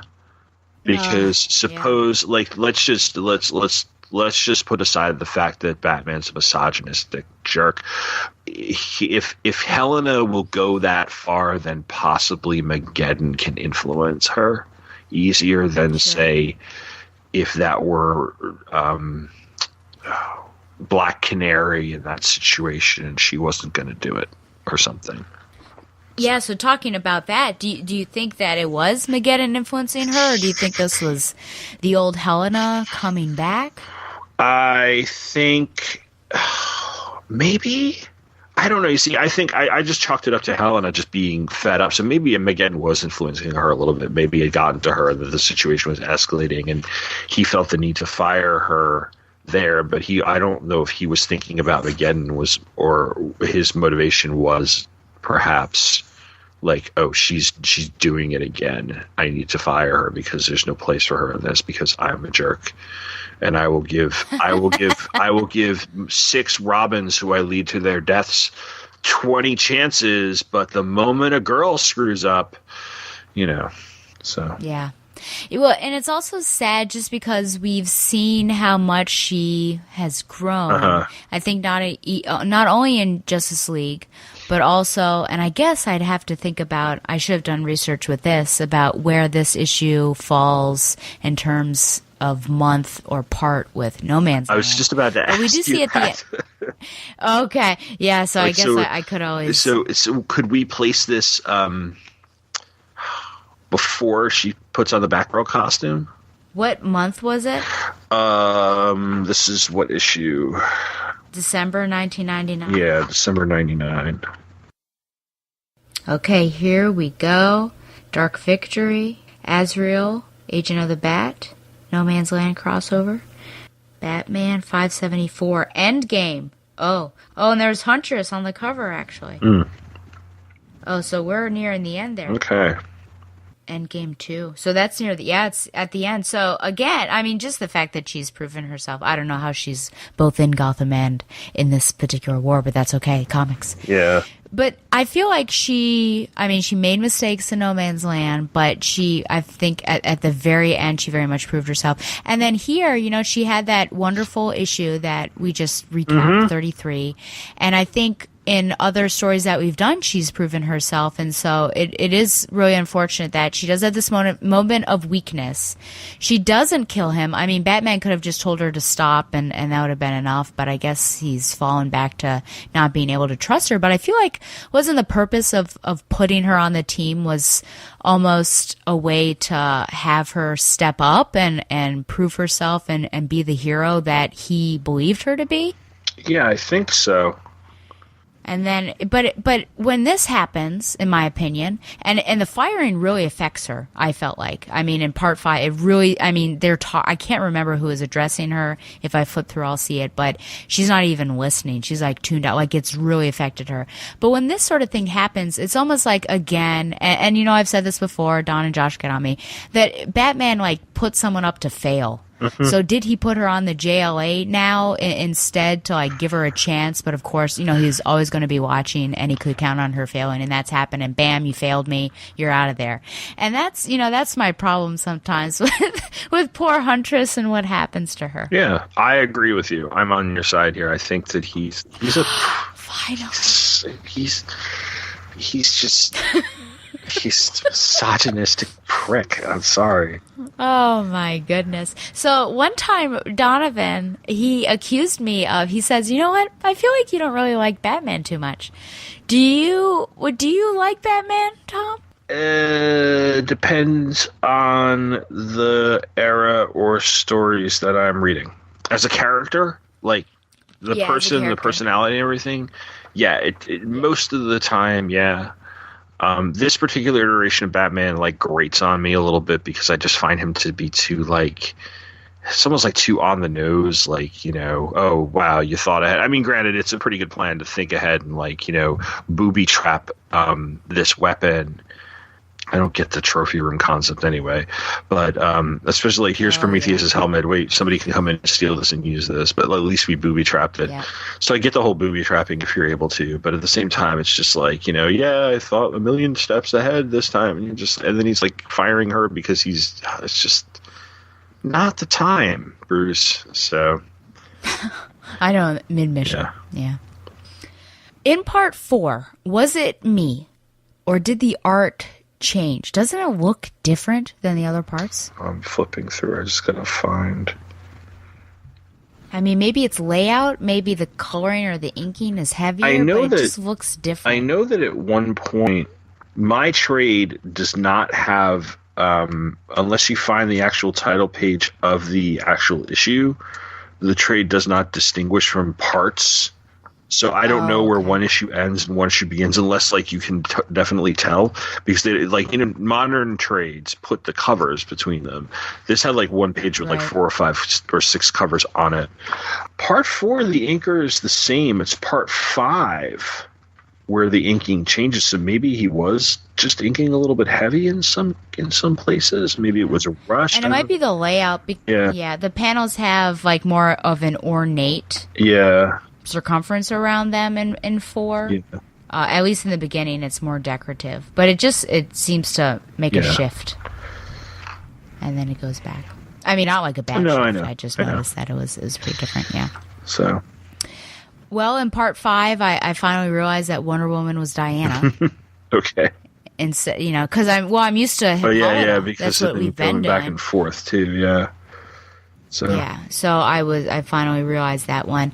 But what I really liked in part 5 is how Flash talks, like the style of talking for him, because he just wants to get everything out. So it's very almost syncopated, which makes sense for him. Like he doesn't want to waste time on overuse of, I guess, vowels. I don't know. So I thought that was a lot of fun. Yeah, no, that was pretty cool. I'm looking at. I do like this shot where. Oh, is it? It might be the very end of part 4 where Mageddon actually shows up and Kyle says, I can confirm visual contact. And he's like, are we fighting that? And it's just this huge, Mageddon is so huge it doesn't fit into the panel. And Earth's like, yeah. Like at the bridge of its nose. I think that's a really, really cool shot. And then you get to like, this is the thing. And this is one of the things I have, I don't know if it's a problem I have with this storyline or what, but there is like widespread catastrophe all over the earth. Like literal nuclear war breaks out between India and Pakistan. I don't know how much the ramifications are. So I'm like thinking of like the rest of the world after this is all over. Like, how do you clean up from this? You know? Like, are there global socio-political ramifications of, like, Mageddon and the JLA saving everybody? Or is it just like, okay, now on to the next adventure?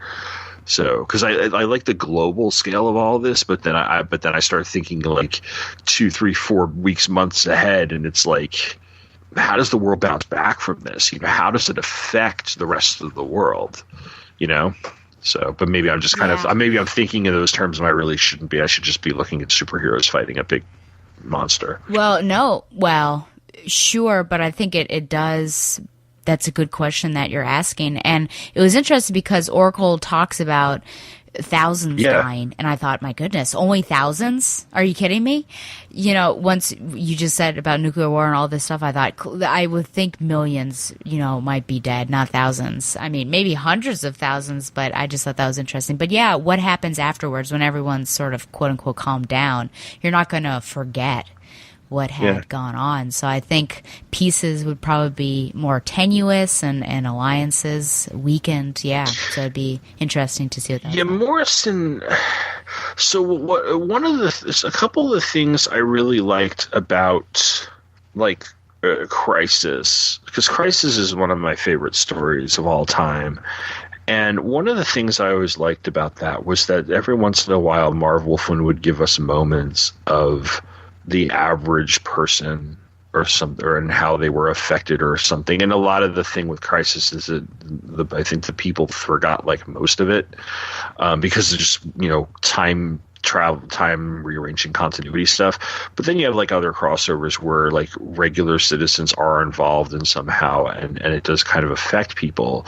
Morrison doesn't give us a ton of that. I mean, I think we could have seen a little bit more of that in this, but he's so busy cramming everything into 6 issues that because like if you look at the recap I did for 5 and 6, they're like he really is cutting back and forth between 3 different scenes like across 3 pages. And so my synopsis was like this happens and this happens and this happens, and so I think it was like a lot of big fit into 6 issues, and I actually think that works against it in some cases because it minimizes moments that should be like, oh, hell yes moments, because they only make up like a panel. So like, for instance, as we get into 6, Barbara standing up and saying we all have superpowers is a panel in the upper right-hand corner of the page. That should be a splash page.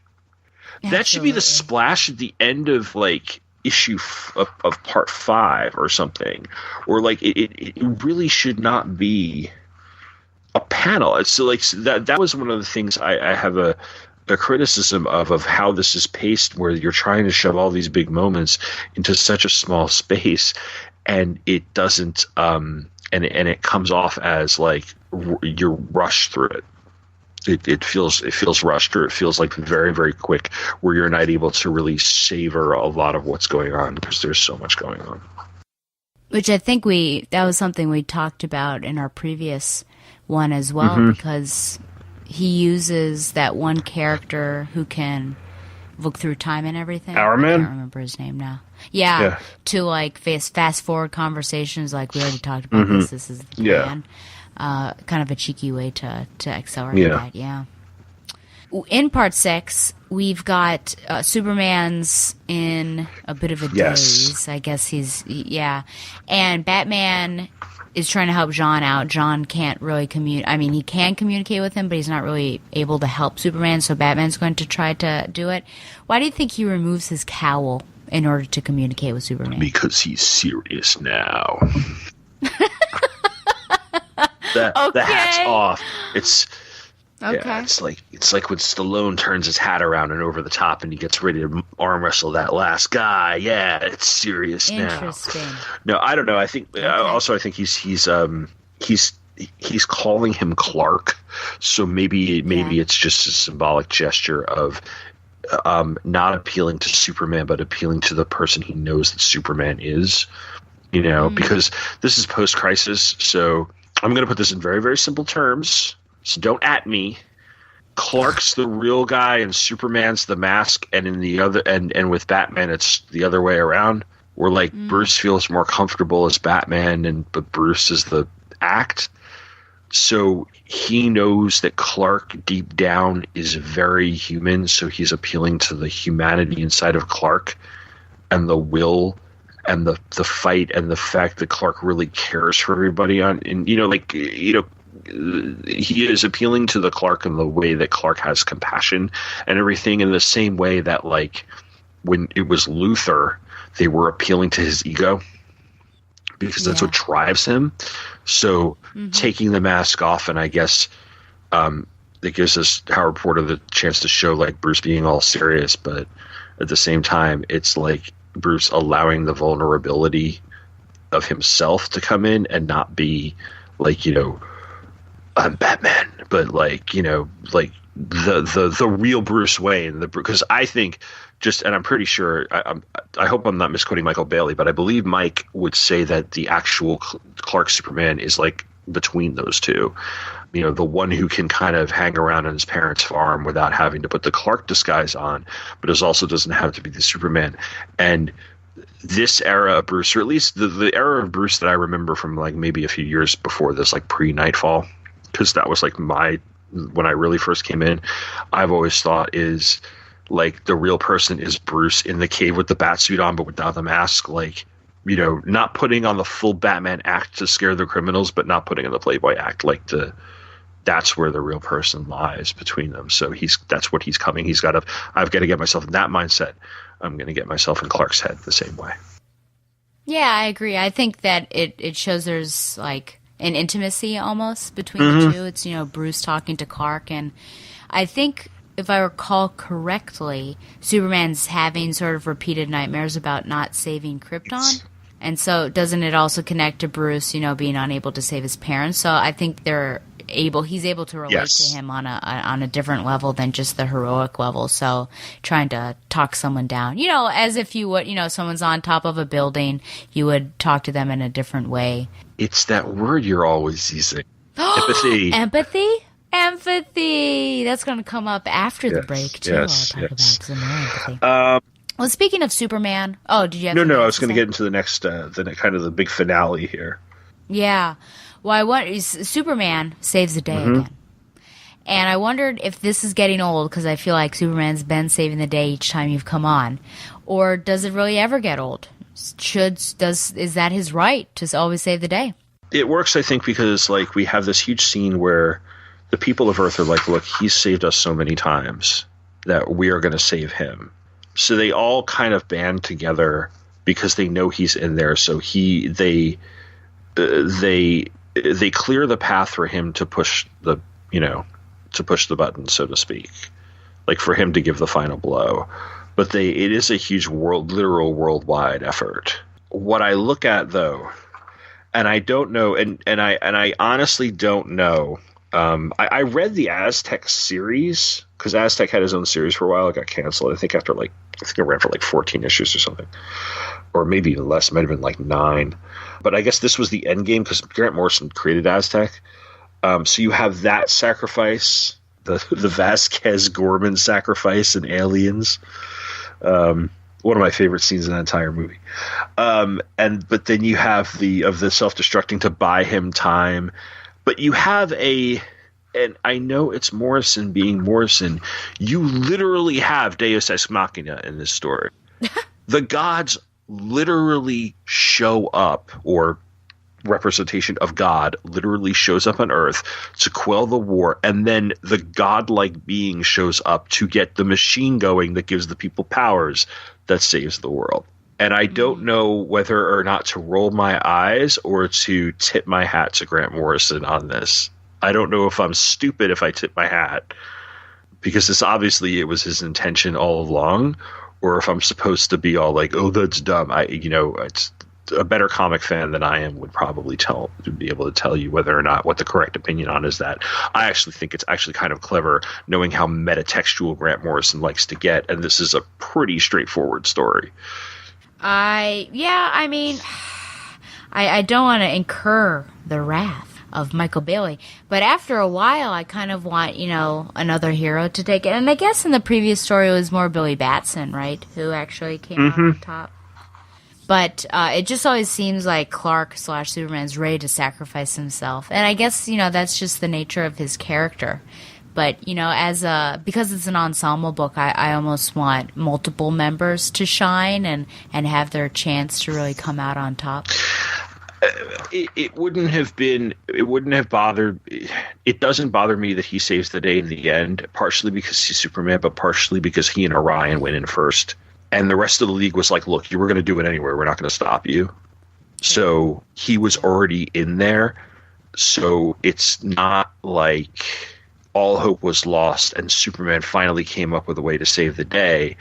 I really do think it's the fact that, like, to me, it's the whole thing that this moment is earned by all the previous stuff of all the heroes and all the people, like that great 2-page splash of Wonder Woman flying into space where she's like Justice League Reserves onward, and it's just all these normal people just attacking Mageddon. To me, that is what earns Superman. Like, they're almost like feeding Superman, you know? Like, you know, I know he says, I do like the line, I really hate that lecturing tone, Bruce, but it's what I always need to, it's always when I need to hear it most. And the thing he says right before he finally breaks free is, thousands are dying right now, billions more will die in minutes, save them, Superman, or God help me. Like, in other words, like, he's talking about the armies of men, and it's just like all these people are inspired by you, and they without a second thought, they said, we're going to fight for this man who has helped us time and time again. And that is what pushes him over the edge to be like, you know, no, I'm back. And so I think it's a really, really earned moment. But I do agree with you that you would want somebody else saving the day. You don't want to rely on Superman all the time. But in this case, I think it's really appropriate. It's earned. Do you think that with this ensemble cast, were some able to get some highlights? And do you think that those characters deserve the highlights that they got? I don't know how much the Martian Manhunter really contributes to all this, except for the telepathy thing, because he unlocks the key. I think Oracle actually has a nice enough role in my mind. I don't know but I'm gonna push that to you because you're the host here. This is who we're talking about. Yeah. I think overall we get some good Orion moments. I think, you know, with the main leaguers, it's done pretty well. It would have been interesting to see like this. I don't think this could have been a crossover. I wouldn't have wanted to see this as a crossover because it would have just been too many crossover issues. But like a Secret Files and Origins thing, or one of those specials where you get a bunch of side stories and vignettes that, you know, I think it would have been in the Secret Files and Origins that doesn't necessarily have an impact on the main story, but shows, you know, expanded scenes from some of the other heroes fighting or something like that. That would have been pretty cool. A couple of specials like that would have been pretty cool. I felt like Flash got a bit of a highlight, especially at the end of 5, beginning of 6, when he has the Speed Force personified helping him out, which that's one of my favorite pages, actually, is the end of 5, just with him saying, I brought a friend. Yeah. He says. I think that's really well done. You've got Kyle, I think, getting some spotlight here and there, gaining some confidence in what he needs to do, which it seems like it's not the first time that he's needed a confidence booster. It seems like that happened previously when we met as well. And I thought Aztec was going to get a little bit more because it seemed like he was able to commune with Mageddon on a deeper level, and so I thought he was going to get something, but he didn't as much. So it wasn't some highlights here and there, but they were pretty spaced out, and there were, I feel like, so many characters. I mean, in my opinion, the new, what was it called? The new Injustice Gang got lost in the shuffle at one point. At one point, they're sort of gone, and it's just Mageddon. Yeah, well, which I guess maybe that was because I think it was basically like Island got sent out into the ghost zone. The Queen Bee got taken. They beat the Injustice Gang as the mini boss before the big boss. You know, like it's the boss that you think you've beaten the game, and then you're like, oh no, there's Luther's done. The dog, you know, attacked the blue Island through the airlock. Prometheus got taken down by Batman, and then the Queen Bee got shuttled through a boom tube back to her home world. So yeah, they took out the Injustice Gang, and then it was, all right, here comes Mageddon.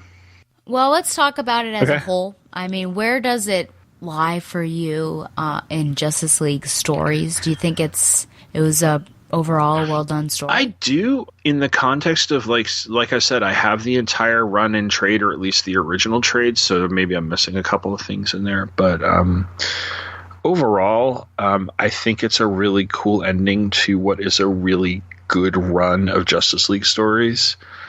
Prior to this, you had it wasn't the Bwahaha League anymore. You had a few years of the post Bwahaha stuff, and by the time Morrison took over, it was like Diana was leading it. It was like Nuklon and Obsidian and like it was just not, from what I remember, that era of the Justice League is pretty terrible. And so you have that post 0 hour pre this era, and then you have like, okay, let's bring back the Super Friends basically.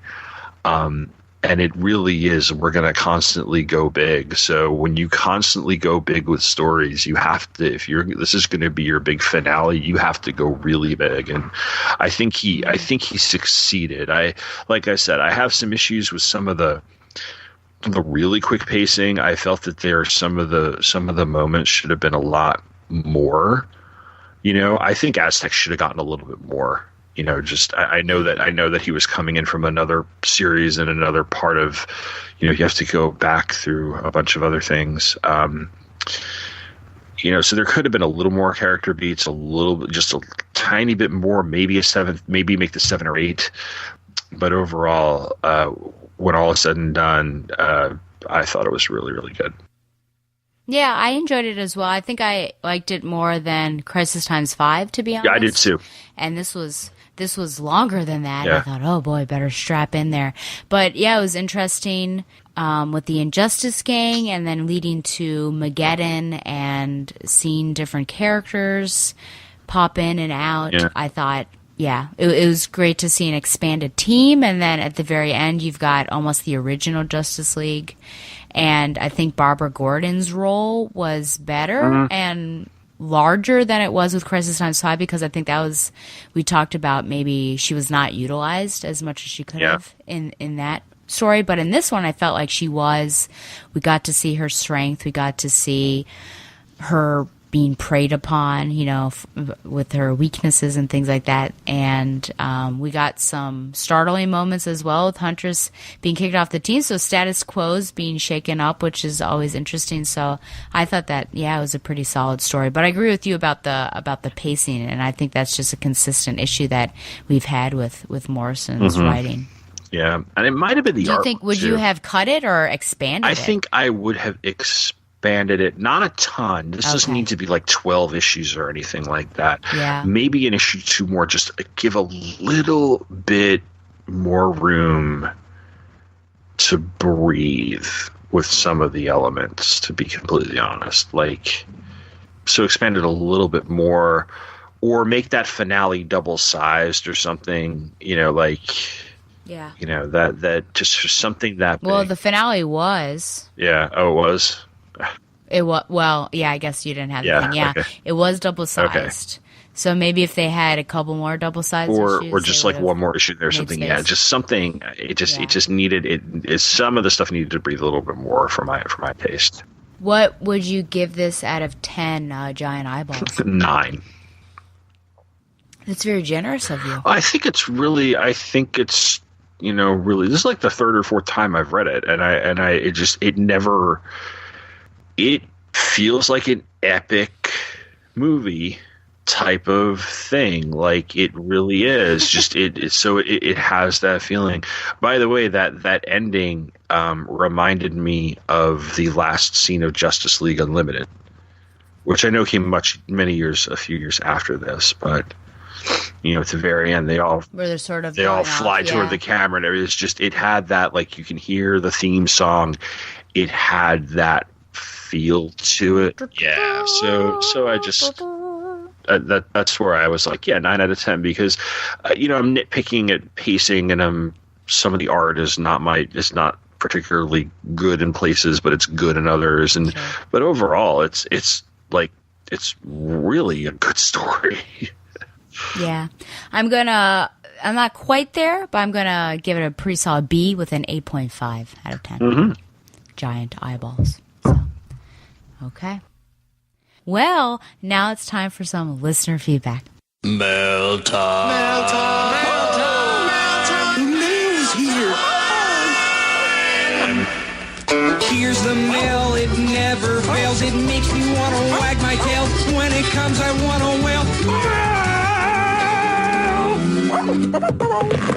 I just have one email. It's from Ian Prime. He says, I liked the way Dixon worked with Babs's flaws. crossing lines, perhaps coming from association with the Suicide Squad, distrust of a government that uses such a team as Task Force X with Waller in charge. Walter, and from her general wish to make the world better through her own control.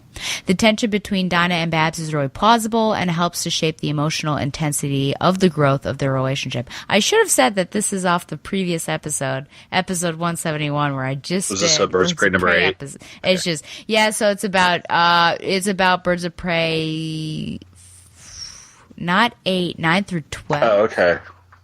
I think, yeah. Okay. 9, 10, 11, or 9 through 11, whatever the arc was, yeah.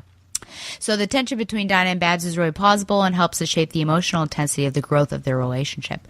Oracle's ruthlessness, I think there's a sense that she's coming out of the kind of harshness of the Killing Joke and Suicide Squad. As for Detective Comics 1000, which I think just hit shelves actually with its bazillion different As of this recording yesterday, yes. Okay. It's mostly standalone stories. I don't think you need to catch up. I haven't been buying the previous issues of Detective, but I'm very excited to have this one next to Action Comics number 1000 in my box. I did buy a copy today. Oh, Tom, you were weak and I bought the, I had planned on doing this. It was my exception to the nothing really new rule. Oh, Tom. Because I was like, okay. Look, until I sold it, Detective Comics was the one Bat title that I read consistently from 1990 when I started collecting it all the way up until about whenever I stopped reading Batman altogether. So I had like at least 100 issues or so straight, and then so it's like I always knew I was going to buy Detective 1000. I bought the Bernie Wrightson 70s cover because it looks really cool. It's a really cool cover. So I saw read Don got the Bruce Timm version. That's a cool cover too. But so how many covers are there? Like 7 or 8, I think. I saw like a bunch of them in I thought they were in the hundreds. Oh, I don't know. You're asking the wrong person. I don't really pay attention to these things. I saw 7 or 8 of them in my LCS today when I stopped to pick up my books and I saw one cover and I'm like, I don't really like, and then I saw like 3 or 4 other covers and I was like, I didn't like the Frank Miller cover but that Bernie Wrightson cover, it's gorgeous. I was like, I'm grabbing this, but I haven't read it yet though. Okay. And I don't have it, and I haven't read it, so who knows? Let's see here. So he would like it to be by his Action Comics number 1000 in his box, and he's got a little smiley face emoticon. I personally am a big fan of Taylor Swift, though not of her most recent album. I think the song This Love is a great Tim and Stephanie Shipper song, and could also work for Dick and Babs after the very sad and frustrating Nightwing annual. Yeah, because now Dick is Rick. I think with the newest Batgirl issue, I wasn't convinced that Babs could have talked Cormorant down. So I don't think Jason is necessarily wrong in killing the villain. This was the issue that episode you were on. It's a very interesting exploration of a tough situation, and I hope that we see Scott explore the ramifications of that difficulty in the future issues. Jason knowing whether Babs is Batgirl is pretty interesting. I doubt it, but we shall have to see. Comment for Chris. I agree that everyone in Nightwing feels slightly out of character, but that's par for the course since Nightwing number 50, sadly. Okay, well, Tom and I are going to take a break. When we come back, we're going to just review Batgirl 85 or 33, depending on what you think of it. But first, it's Zaius' Radio Hour featuring I Don't Care by Apocalyptica, featuring Adam Gontier.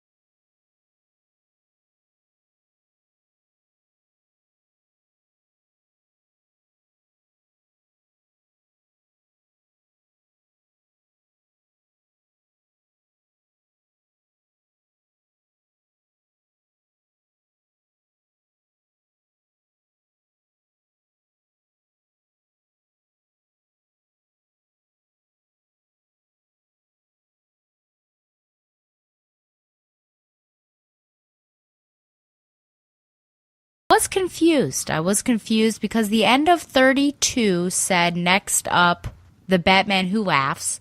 And I was reading through this and thought to myself, this is not a tie-in. This is connecting back to the same old Batgirl story.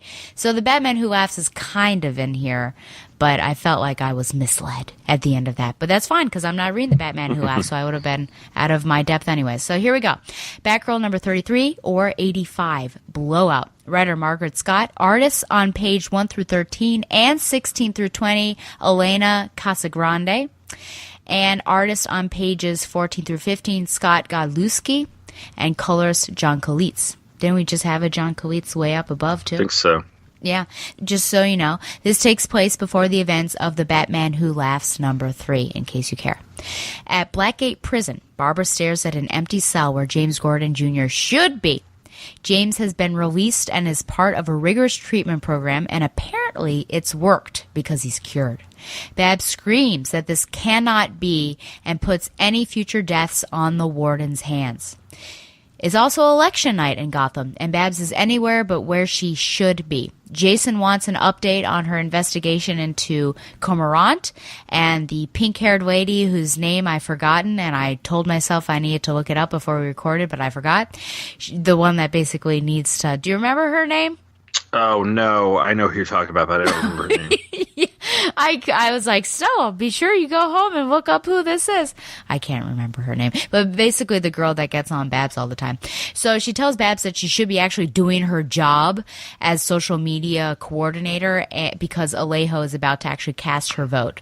As Batgirl, Babs interrogates various people as to the whereabouts of James Jr., including staff on the medical trial, a fellow trial member, and his parole officer. These interrogations get rough, to say the least, but she pulls herself back from the edge, blaming her brother for the change in her character. She also believes that it's her brother who is behind the attempted assassinations of Alejo because he wants Blackgate to remain open. Finally, one of Bard's calls gets through to Babs, telling her to come to the campaign headquarters immediately because James Jr. is there. He was just passing through on his way to work when Jason pulled a gun on him. While Babs is ready to get into a fierce screaming match, James Sr. arrives to see why James stopped moving towards his destination. Babs feels, wait for it, betrayed. That her father knew James was out but didn't tell her. He tries to defend James, saying that he has changed, but Babs continues to say that it is an impossibility, and she refuses to talk to James Jr. Her father asks her to trust him, but she says the trust must already be gone if you have to ask for it. She takes the rest of the day off and understands if Alejo doesn't want her back if she ends up winning. James Sr. encourages James Jr. to follow Babs, but Babs quickly scales a building so she can get out of sight, and James Jr. shouts that, of course, Gordons don't give up, which is the motto that's been running through Scott's run, and that should count for something in a family as well. Later, he arrives at his grocery job, and we see a day in his glamorous life, which is actually pretty bad, and is probably true to real life, unfortunately. I mean, I try to be respectful to my grocers, but that's not everybody. He returns to his state-issued apartment, and Batgirl is waiting for him. He explains that it's still hard for him to not hurt people, but the main thing that keeps him from doing it is... Wait for it. It's the fact that he feels empathy.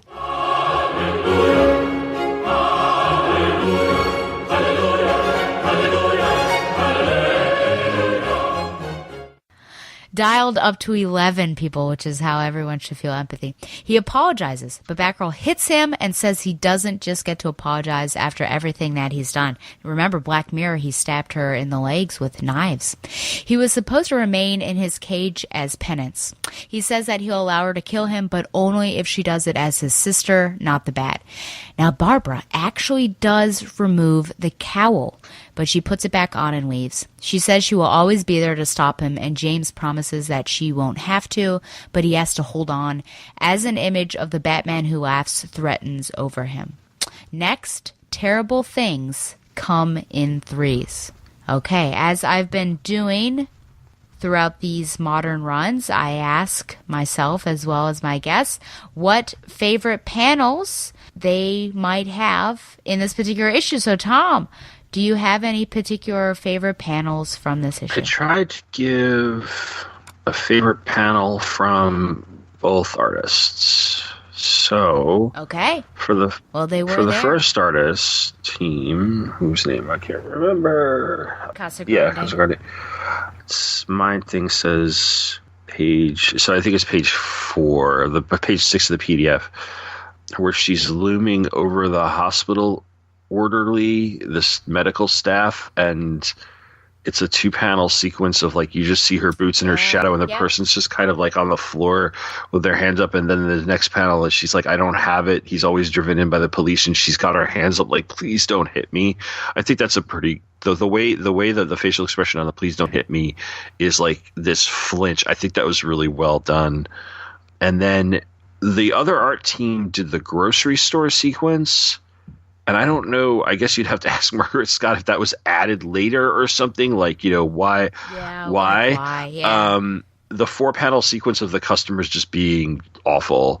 The art, I think, is like really good because you have the old woman and James just kind of taking it while you have very just realistic looking expressions from the 3 people, and then that really nice 4th panel where he's got his hand on her shoulder and he says, like I said, another glorious day of retail. She's like, yeah, see you tomorrow, kid. And it is empathetic. It's support. And I think it's a nicely drawn sequence. Yeah. So I think a lot of it, I'm going to be applauding the colorist on this. So I will say that the conversation, the argument between father and daughter, I just like that the colors are reflective of the police car lights that are going off, so it goes between red and blue. I do appreciate that. Wow, and we are going to talk about this, but when Barbara actually punches James in his apartment, I think that's a really well done panel. It's 20 maybe, page 20 or so. And it's just, I mean, they're in the same tan color. There's red behind it, and blood spatter. His glasses are going. And then I'm just a sucker for silhouettes. And this is, again, just a dangerous silhouette there. But the next page at the bottom where she's actually, it's just the background, you've got her in silhouette, and then removing the mask, which is pretty sinister. But those would be my favorite art pieces there. Yeah, those are really good. The shot of her standing over him is well done too. Yeah, absolutely. Yeah. I mean, a lot of it, I think this was a tough issue to do because of just all the conflict that's going on. And it's not normal superhero conflict of fighting and things like that, but father-daughter issues. You've got James and her going at it, and her against the world almost trying to track him down. So how do you capture that in art? And I think it was really well done. Yeah. Did you notice the change in artists with the 14 and 15? Not until you pointed it out. Okay. Because I must have blown through the creator credits and just started reading the issue. And when I went back, I noticed it, but it's not like crazy jarring. I would agree. Where you go from like, I don't know, this to like a Kurt Swan panel or something, or a Jim Aparo panel or something, somebody who has been, working like years and years and years ago, and it's like a marked difference. It's rather seamless. It doesn't really take me out of the story. I would agree. It's odd, especially since Casagrande did everything but 2 pages, and so you sort of wonder what happened. But yeah, it wasn't. I feel like it was pretty seamless. I would agree with that. Well, for this issue, I want to go through the characters because I felt like I said, there wasn't really a villain in this, I don't think you could potentially say. And it was more just character studies, and I just want to focus on the 3 big characters I think that we have here. So we'll start with, of course, the main one, which is Barbara Gordon. Wow. So when she is trying to find James, I use the word interrogate, and it ramps up because the medical staffer, she's intimidating her. I think her hands are on the fellow trial member, and then she has turned the parole officer upside down in a Batman-esque move. So it very much is almost like tricolon crescents, where it's like increasing towards the end. Do you feel like she went overboard? This might be, a dumb question to ask, but do you think that she went overboard? Was she right in how she interrogated people? Should she have even been interrogating people? I think she went overboard. I think, I don't want to say it was justified, but it's understandable why she went overboard. Yeah. So I don't think I don't want to say she was right in going overboard in the way she did, but I understand why, considering the history with James and who he is.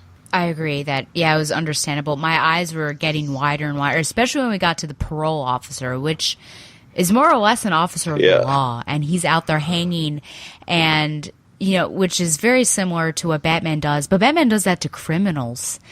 And I thought, oh my gosh, what is going on? But I'm glad she snapped out of it, which was him saying, please don't hurt me. And she realizes this. But she blames it. She blames it on James that, he has pushed her to this point. Do you think it's right that she blamed him, or is it something that's actually within her, or could it be maybe a deeper influence of Batman on her? Is it really James's fault that she went to this degree? I think I wrote a combination of both her and James. I think he shares some of the blames because this obviously was traumatic for her, and he caused the trauma, so she's reacting to something that he did, but at the same time, she's also responsible for her actions here.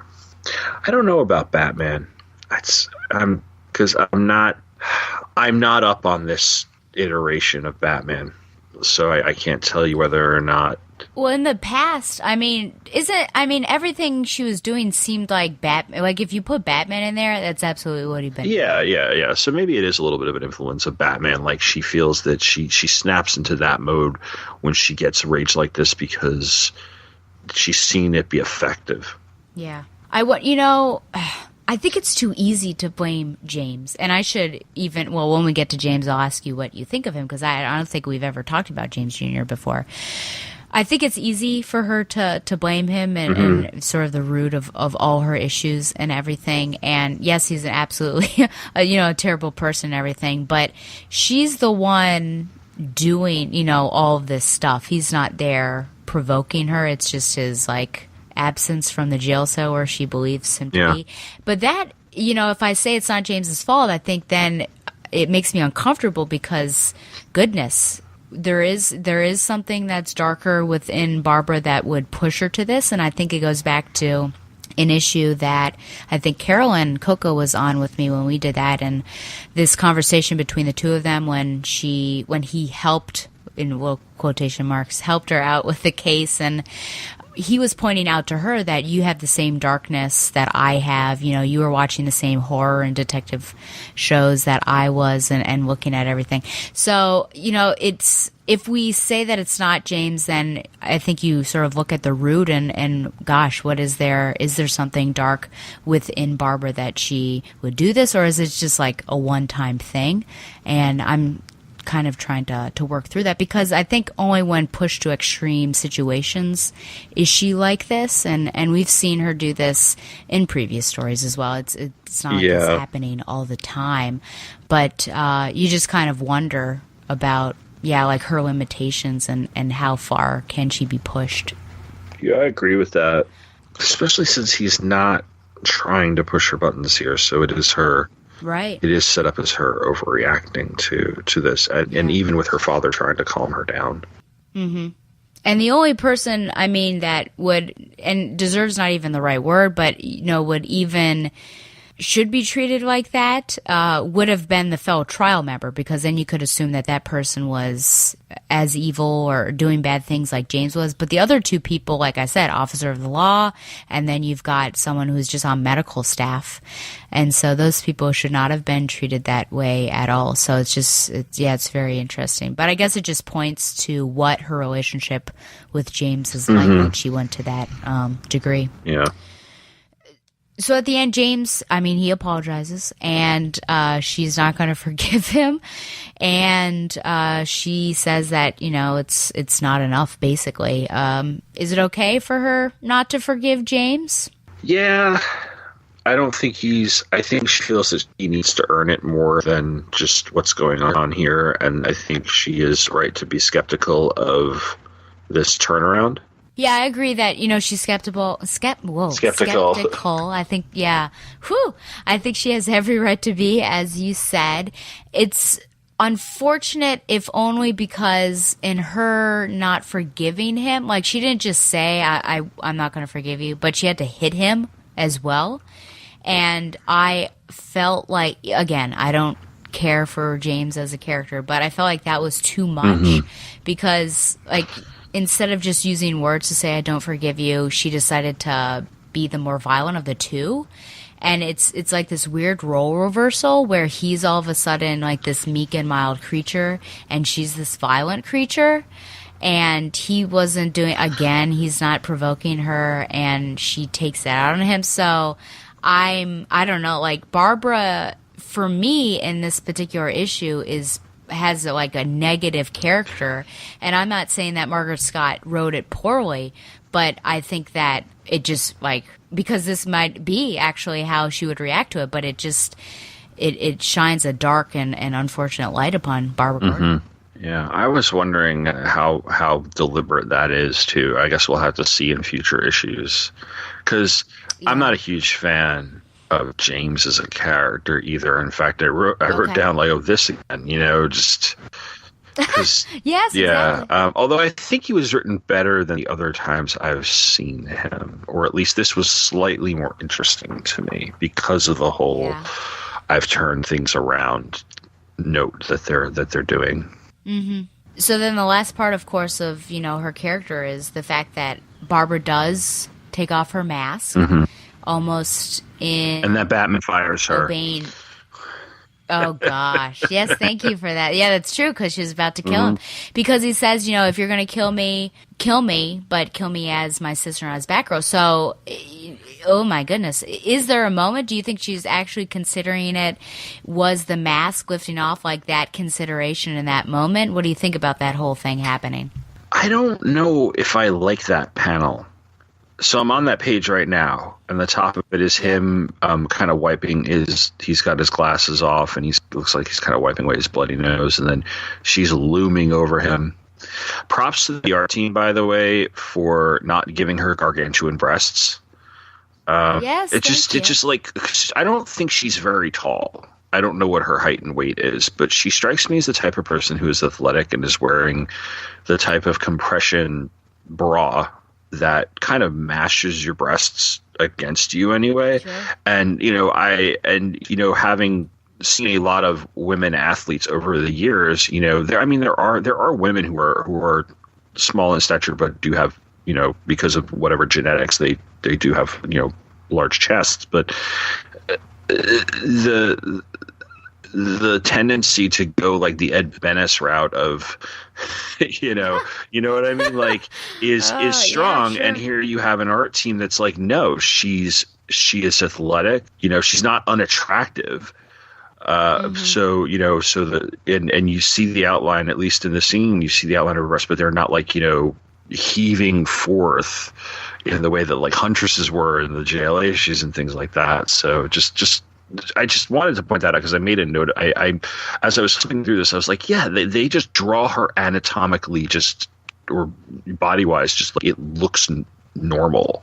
It looks like somebody that you would see. And they did that in the Burnside run too. I thought granted it was more cartoony, but at the same time, I thought that it was just like everything looked proportional. She looked like a real person, and I really did appreciate that. So below that, you have this really good overhead shot of her just looking down at him.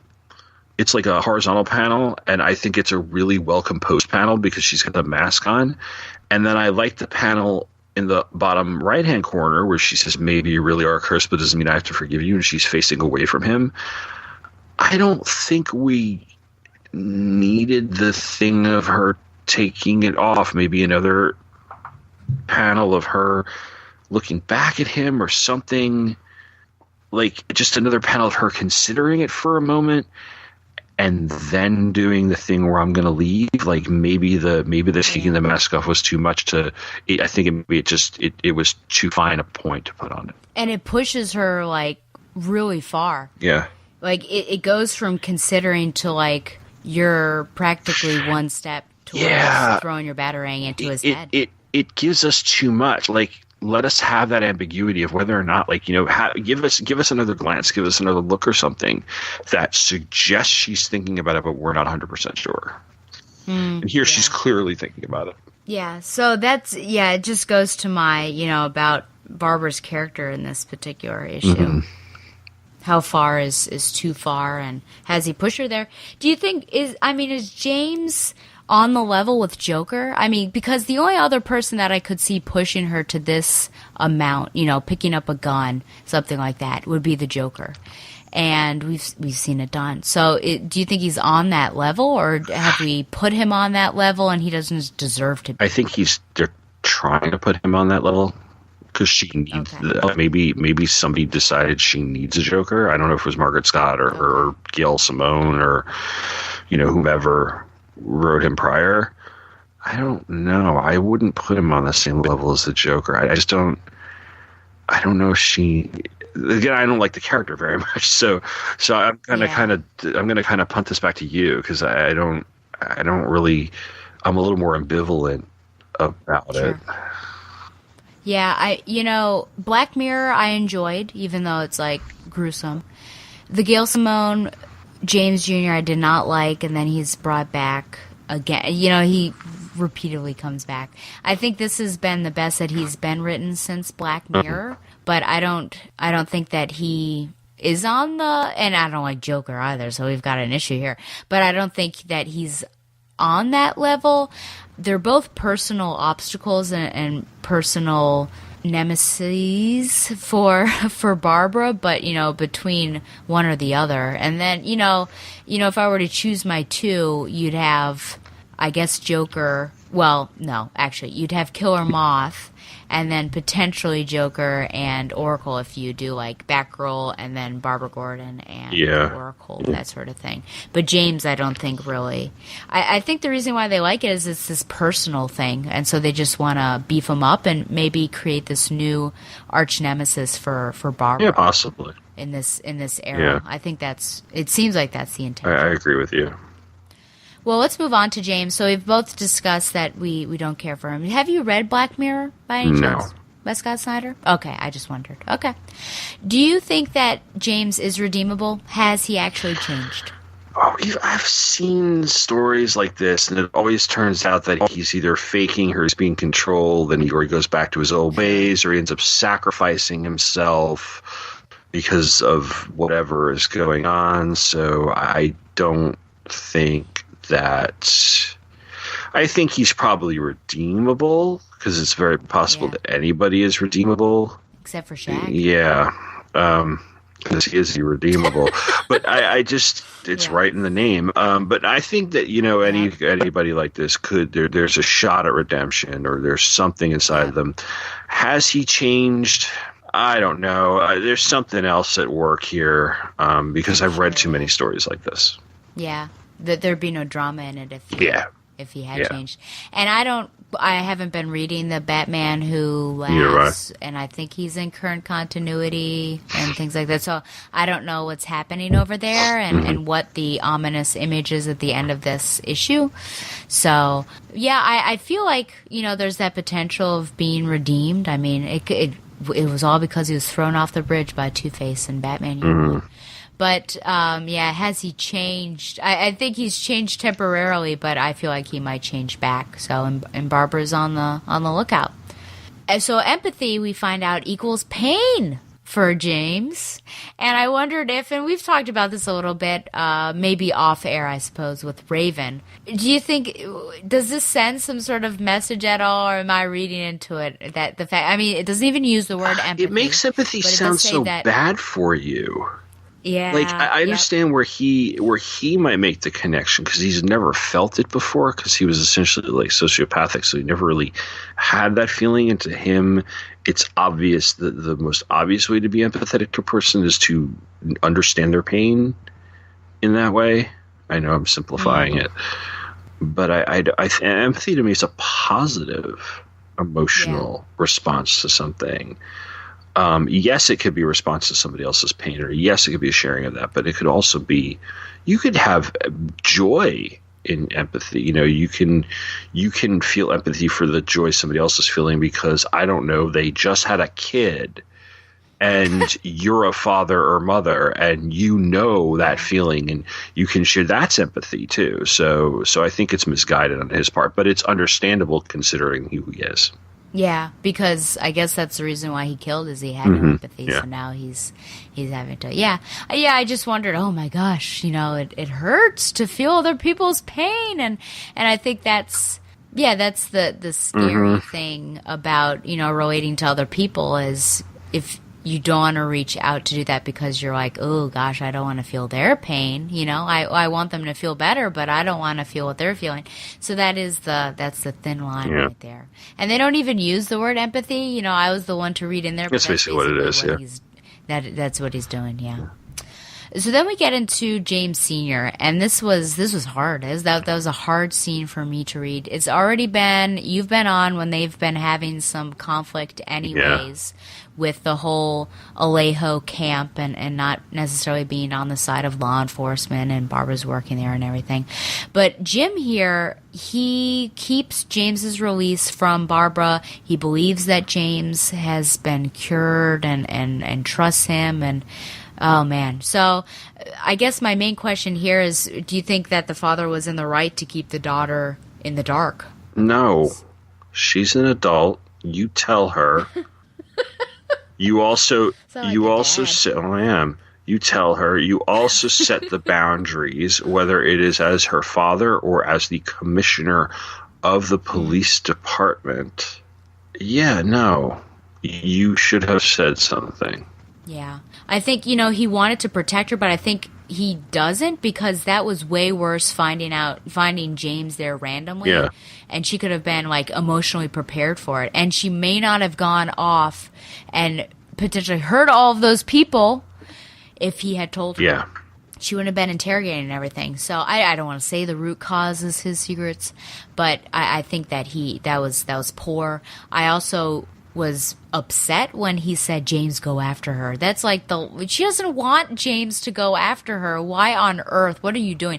It just seems like a complete breakdown of this father-daughter relationship. Yeah. So I'm concerned. Yeah.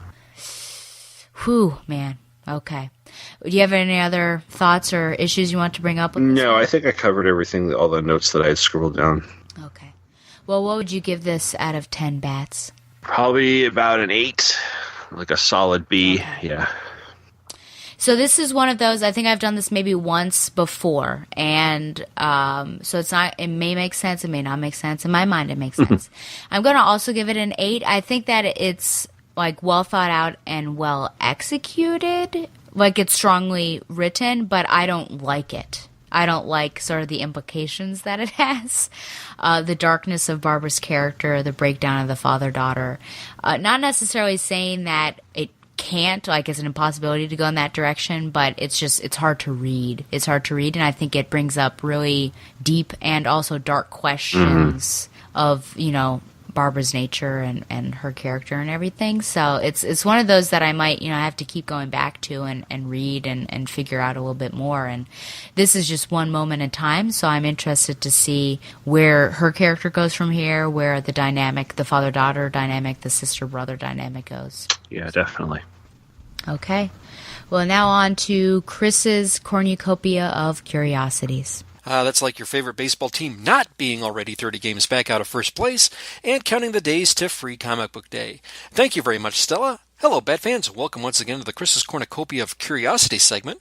Thank you very much for downloading, and as always, thank you for not fast-forwarding.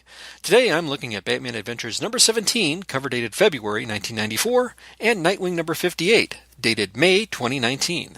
Batman Adventures number 17 was originally cover priced at $1.50. We have the usual team of Kelly Puckett as the writer, Mike Parabeck was the penciler, Rick Burchett was the inker, and Rick Taylor was the colorist. The Batman was created by Bob Kane with Bill Finger. This work is reprinted in The Batman Adventures Volume 2 and appears to be available on Comixology.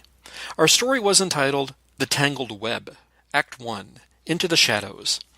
At night, in a wooded area outside a base of Ra's al Ghul's, Batman attacks and captures the totally garbed form of Edward Cordero, a demon Ra's al Ghul operative, and takes his outer clothing. Batman has now clothed himself as the operative and infiltrated himself among the others, and notes that Ra's has delayed his current operation, presumably decimating a sizable portion of the globe's planet, restoring ecological balance. Meanwhile, Ra's tells another operative he's aware of the delay, and he himself has made certain that Batman will appear. Act 2, New World Order. An operative named Asquith tells Ra's a delay in plans was due to a week-long holiday feast in a remote desert region. Batman's transmission within the Gotham compound is detected, and his garbed form is captured just after he and other operatives overpower and take over a transmission station. Meanwhile, Ra's and his other minions have set up a desert base. A dark-robed Bedouin offers his combat services, but Ra's declines, thinking it will not be necessary. At a satellite console, Ra's remotely tells Batman back in Gotham that he will blow up the Arctic region, and the ensuing floods will wipe out billions, but he will keep Batman alive. Act 3. What doth it profit in a man? Batman takes off the rest of his operative garb, and it turns out it's really Robin. And at that very moment, the black-robed Bedouin reveals himself to be Batman, and has a sword at Ra's throat from behind. Ra's orders his men to lower their guns on Robin. Asquith tries to get the explosion off, but fails. Minions attack Batman, Ra's gets on a plane, and Batman's attempt to catch Ra's plane by horseback before it takes off just falls short. Back in a different base, Ra's contemplates what might have been, and wonders if the detective is thinking the same. The end. Well, it's been a while since I've seen Ra's al Ghul take on Batman. As you would expect, a good story with scope, all told in a single issue. This was a great, great battle of wits, in my opinion. I thought it was fine artwork from cover to cover, and I really, really dug the artwork on this. You know, there were some real good panels with Ra's facial expressions intertwining with this. On the cover, we had a dark, shadowy Batman on horseback. This was really, really good classic material, and I enjoyed it quite a bit. Not much more to say about it, and I am going to rate this 9 out of 10 bats for Batman Adventures number 17. Now for everyone's favorite segment within a segment, Night Watch. This is where I take a look at the current title from a shipper's perspective. In Nightwing number 58, the Nightwing crew thwarts a mass bombing plot from the Joker's daughter, but she gets away. The issue concludes with Rick Grayson giving Barbara Gordon a cab ride back to the airport. During the ride, Barbara apologizes to Rick for not giving him a fair shake with his new adopted identity, and that she's proud of him. Rick tells her that means a lot, and they drive off into the night. Next, Old Flames. Okay, it should be noted that Rick was en route to see B before Barbara flagged him down. But if this is a rebuild or a fresh start of a relationship with Barbara, well, at least it's a start. However, they are friends only. I guess we'll have to wait and watch. I did have a side comment. It's unclear what Barbara's destination was by plane. I thought she'd be heading back to Gotham, but if so, I was under the impression that Bloodhaven and Gotham were somewhat in close proximity to each other, and that it wouldn't require a trip by air. At any rate, I will give this a lukewarm shipper alert. This concludes this edition of Night Watch. I did get some nice feedback on the segments I did recently, and they were from Laurel, and she can be found on Twitter at MountainFlower1. Well, thanks very much, Laurel, for writing in, and let's go over your comments. First up, with respect to Batman Adventures number 15, this was the issue that focused on Commissioner Gordon's attempt to rescue an undercover cop. You said the following: I think it was nice to have Jim Gordon not only in control, but giving his orders to Batman. I like that we get Gordon's point of view in the dialogue boxes. Nice to flesh out the character and show he's an equal partner in crime fighting. Laurel, I agree. It really was cool just to see him on their own level. In fact, Jim wanting to play it because he felt responsible. So I really like that he was calling the shots here in this. Now, granted, Batman did have a huge hand with the ultimate thing with Rupert Thorne, but this was really, really good Jim Gordon depiction here, and I really enjoyed seeing that. And this was one of the hallmarks of the title, focusing on the supporting cast. Next up, with respect to the Batman Adventures number 16, now this was last episode, which we covered with the Joker. Laurel, you said the following: this issue is not a favorite of mine. I don't like the, quote, capture the comic book writer, unquote, idea, and the story is too much of a farce for me. I was surprised you gave it a 9, but the art was certainly good. Yeah, Laurel, I can kind of see that. I had more so of an issue with the way Batman was captured as opposed to maybe necessarily with capturing the comic book writer. I think Joker arguably has a bit of an ego, and this sort of tended to be something of a showcase for the creative team of Batman Adventures themselves, all having cameos. So I guess perhaps maybe I let a few things slide, but I do take your points highly in consideration, and I do think you make some good ones here. And to each his own with respect to ideas with respect to story. A farce, yeah, I could see that. And I guess it hit me at the right way, with the time where I gave it a pretty high score with respect to a 9 on that. But, I do like the classic Batman versus Joker stories. So maybe not the best one. In hindsight, maybe I could maybe give it an 8. But this one just hit me at the right time, and I thought it was a good matchup. I did sort of like the Joker's own comic book motif, if you will. Something a little different, reminiscent of him trying to trademark fish back in the old detective comic days of the 70s. So thank you. I really appreciate those comments. And having a bit of foreshadowing, look at you. You've already chimed in with respect to the issue I covered just now. With respect to this one, you said, speaking of the art, Batman Adventures number 17 was beautiful. Nice clean lines, good coloring. I concur. You continue to say, also, I thought this was a clever way to handle the Ra's al Ghul story. Everybody is doing the double bluff, but the writing and art played fair with the audience. The clues were there. Love that Bedouins recognized and feared the swordsmanship of Batman and left the fight. That's a point I didn't cover. Thank you very much. I appreciate you embellishing that, and that really helped out my podcast here. You continue to say, was nice a change from, quote, everybody pile on Batman. There is one plot hole. Why did the satellite blow up? Despite that, this is a fun issue. Yeah, that's a good point, too, and that's something I kind of overlooked and glossed over with the story recap.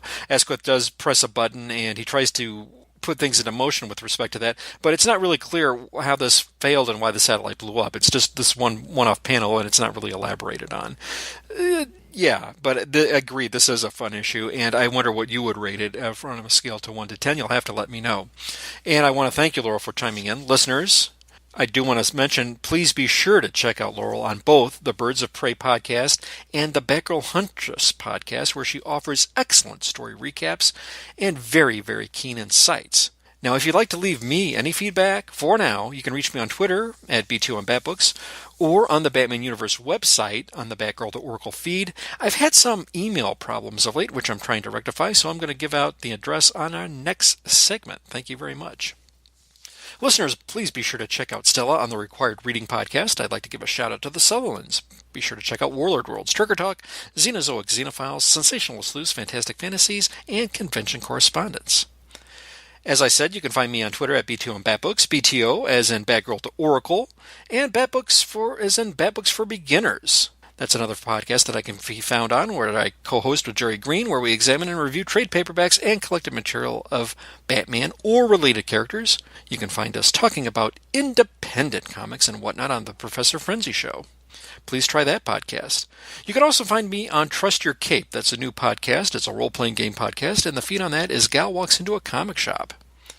Please feel free to leave any comments for myself or on this segment on the TB website. Consider leaving us a good review over on iTunes. If you'd like to lend your support to the Batman Universe website that has news, articles, editorials, and a fine family of podcasts, you can make a donation on Patreon or a one-time donation by PayPal by following the links on the Batman Universe website homepage. Hey, thanks very much for your support.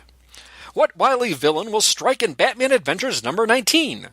What image is Batman suddenly afraid of? Can Batman possibly recover from the damage to his psyche? Don't fail to listen to the next podcast where the answers to these scary, scandalous, screechy schemes will be scholarly schooled next time. Same Batstella feed, same Batstella site. Thanks, Chris. Oh, we're almost done here. We've got my anime watch list. First up is, let's try to pronounce this here, Tsukika Kire, or As the Moon So Beautiful. 12 episodes, 2017 was the air date. With the new school year comes a new crowd of classmates, and for their final year of junior high, which is like kind of middle school. It's 9th grade. Aspiring writer Kataru Azumi and track team member Akane Mizuno end up in the same class. Though initially complete strangers, a few chance encounters stir an innocent desire within their hearts. A yearning gaze, a flirting heart. It's like shippers.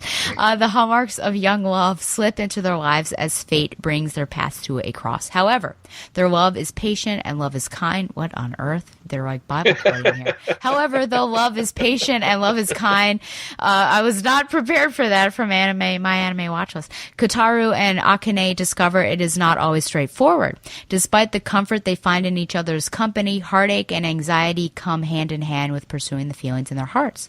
With the uncertainty of how the other truly feels, as well as the competing affections of those around them, the road ahead is unclear. Even so, under the shining light of a beautiful moon, Kotaru gathers his courage to ask Akane a single question, one that forever changes their quiet relationship. I like school and relationship. Those are my two little ones that I like to watch for anime. These are one of the frustrating ones because you're like, clearly he likes you. What are you doing? Or, but they're both shy. So it's just this long little slow burn there. But it was very cute at the end. And the last episode, despite all of that build up and will they, won't they situation, really leads to a nice happy ending. So it's all worthwhile. And I think I only watched it. I watched it with subtitles. There might be a dub. I can't recall. Oh, maybe there is. Yes. Okay. And then and I would say new viewer anime, approved because it wasn't weird or anything. So I think you can do it.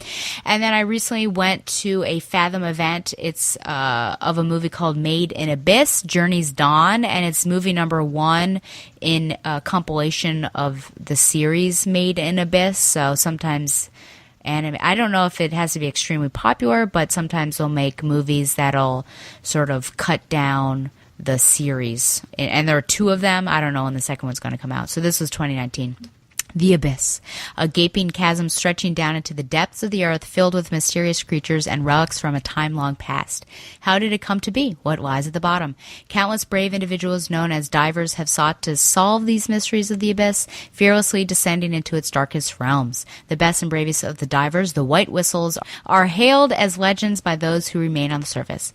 Riko, daughter of the missing Whistle, I want to say White Walker, which is Game of Thrones. White Whistle, Liza the Annihilator, aspires to become like her mother and explore the furthest reaches of the abyss. However, just a novice Red Whistle herself, she's only permitted to roam its most upper layer. Even so, Riko has a chance encounter with a mysterious robot with the appearance of an ordinary young boy. She comes to name him Reg, and he has no recollection of the events preceding his discovery. Certain that the technology to create Reg must come from deep within the abyss, the two decide to venture forth into the chasm to recover his memories and see the bottom of the great pit with their own eyes. However, they know not of the harsh reality that is the true existence of the abyss. I would say that this is sort of sci-fi-esque. Yeah, so part 1, I kind of wonder what'll happen in part 2. And I saw this dubbed, and there is a Japanese with English subtitles. So there are my 2. Okay, well now finally, on to the thing that Tom looks forward to the most. And one of the last times Tom won't be able to do this very often after this. So, Tom, give us your literature recommendations. I'm just looking at, I'm currently in the middle of a very long novel. So, well, not in the middle. I have about maybe 100, 200 pages left. But I can tell you a couple of things I've read and have started in recent months. Because of school, work, I've read Macbeth, and I am in the middle, or I just started Romeo and Juliet again. So, but two things I can recommend.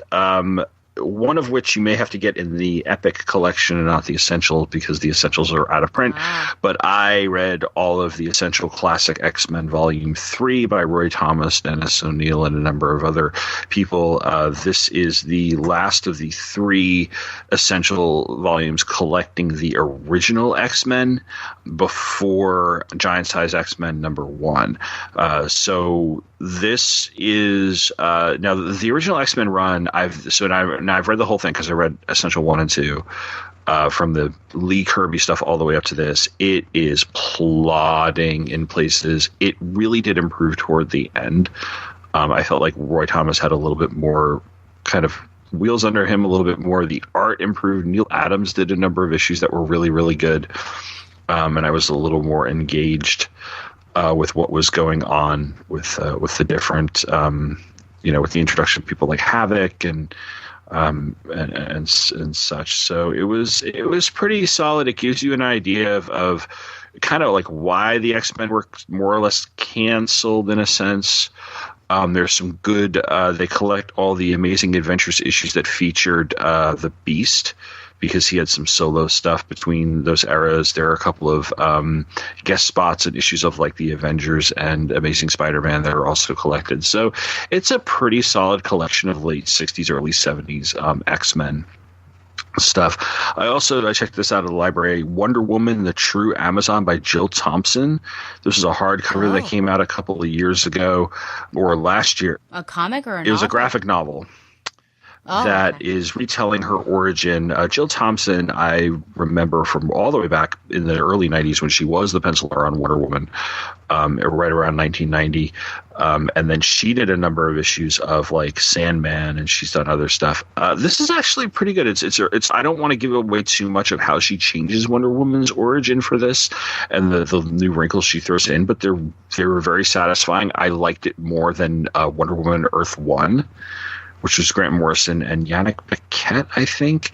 I didn't really care for that, but I did enjoy this. It was well done. It reads really quickly because it reads almost like a storybook in the way that there's narration and everything. It follows some of the same beats as we are used to in the Wonder Woman origin. Birth from clay, the challenges and things like that, and life among the Amazons and stuff. So, but I'm hoping that there's a sequel, because it does seem to set up a sequel. I have just started, just to give myself a break intermittently between chapters of my current required reading, a book I got for Christmas called, and if I could, it's caught up in my headphone thing. Don't You Forget About Me, the contemporary writers on the films of John Hughes.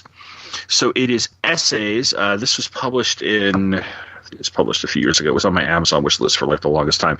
Yeah, it was published in like 2007, so it's about 10 years old.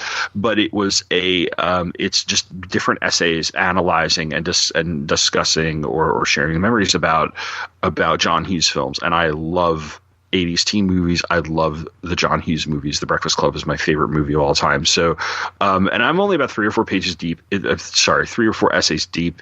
It's a fun book, and it's just about, it's basically, if you like stuff like, Chuck Klosterman and or other people writing, or like you read stuff on the AV Club where people are analyzing like, their personal reactions or doing some sociological analysis of particular movies and things like that, this is up your alley, and I've enjoyed it so far. So, and I, for the first time in many, many years, got to go to a festival with a book event. I may have mentioned, I know I mentioned this on an upcoming episode of Required Reading that we've already recorded. I may have mentioned it on a previous Batgirl the Oracle, because one of the last times I was on, I know I met a couple of recommendations, but the author Grady Hendrix was doing a reading or a discussion of his book, Paperbacks from Hell, which is this retrospective of the horror genre through the 70s, 80s, and 90s. And he just went, he had this slideshow, and he went title, genre through genre, subgenre, title by title, premise by premise. It was absolutely hilarious. He signed a couple of my books. So I would recommend any of his books. He's got Paperbacks from Hell is this great, wonderfully illustrated retrospective of cheap horror novels and the horror genre as a whole. Then he has 3 horror novels. The one I haven't read is called We Sold Our Souls, which I believe is about a rock band.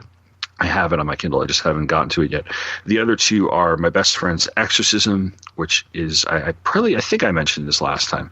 My Best Friend's Exorcism and Horror Store. And it was such a fun night. I'm so glad I went. I had a really, really good time. I'm so glad. Yeah. So that was last week, I think. I just have Oh, yeah. I think it was. I remember I seen a picture on your Instagram. Well, I just have 3. One of them is, or the first is, Eleanor Oliphant is Completely Fine by Gail Honeyman. Meet Eleanor Oliphant. She struggles with appropriate social skills and tends to say exactly what she's thinking. Nothing is missing in her carefully timetabled life of avoiding societal interactions, where weekends are punctuated by frozen pizza, vodka, and phone chats with Mummy. But everything changes when Eleanor meets Raymond, the bumbling and deeply unhygienic IT guy from her office. When she and Raymond together save Sammy, an elderly gentleman who has fallen on the sidewalk, the 3 become the kind of friends who rescue one another from the lives of isolation they have each been living. And it is Raymond's big heart that will ultimately help Eleanor find the way to repair her own profoundly damaged one. This was now Reese Witherspoon, I guess, is on the same level as Oprah because she's got her own little book. So this is one of Reese Witherspoon's recommendations, and I just thought, it's people like it, so let me give it a shot. It actually was, it was fun, funny, sad, and slightly disturbing. And then at the end, there's a bit of a twist. So there you go. Now, nothing is as disturbing, or Tom, I think I poked you and said you need to read it, unless I did that to. No, I think I did this to you. Educated. Yeah, you did poke me. Good, okay. Whatever it's called on Goodreads. Yes. So I was like, Tom, read this. I saw that. I've heard of this, so but Educated. I haven't picked up Yes. Yet. Okay. A memoir by Tara Westover. Born to survivalists in the mountains of Idaho, Tara Westover was 17 the first time she set foot in a classroom. Her family was so isolated from mainstream society that there was no one to ensure the children received an education and no one to intervene when one of Tara's older brothers became violent. When another brother got himself into college, Tara decided to try a new kind of life. Her quest for knowledge transformed her, taking her over oceans and across continents to Harvard and to Cambridge University. Only then would she wonder if she'd traveled too far, if there was still a way home.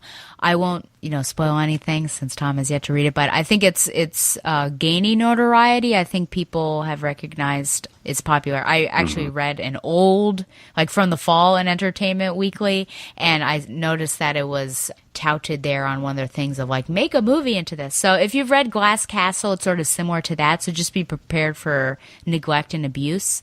It's different though. I feel like the tone in Glass Castle is different than the tone here. It's consistently serious here, whereas Glass Castle, I felt that Jeanette almost has humor infused there because it was all fun and games kind of until she got older and realized what actually was going on. But this one's pretty serious, and it's you think it's going to get better, but it just consistently gets worse. But the good thing, of course, is that she gets to go to school. So I do recommend it, even though I guess I just said a bunch of stuff. But I mean, it's one of those things of someone has survived a great deal and look at where she's come. So I think there's hope at, just looking at Tara and where she's come. The final thing is Vanity Fair by William Makepeace Thackeray, which Tom and I will be talking about soon on Required Reading. So this was first published. Yes, yeah. Man, that noise just told me a lot. I'm at chapter 49 or 50 at the moment. Okay. I think there are 67 chapters. So yeah, I'm getting closer. You're close. Okay.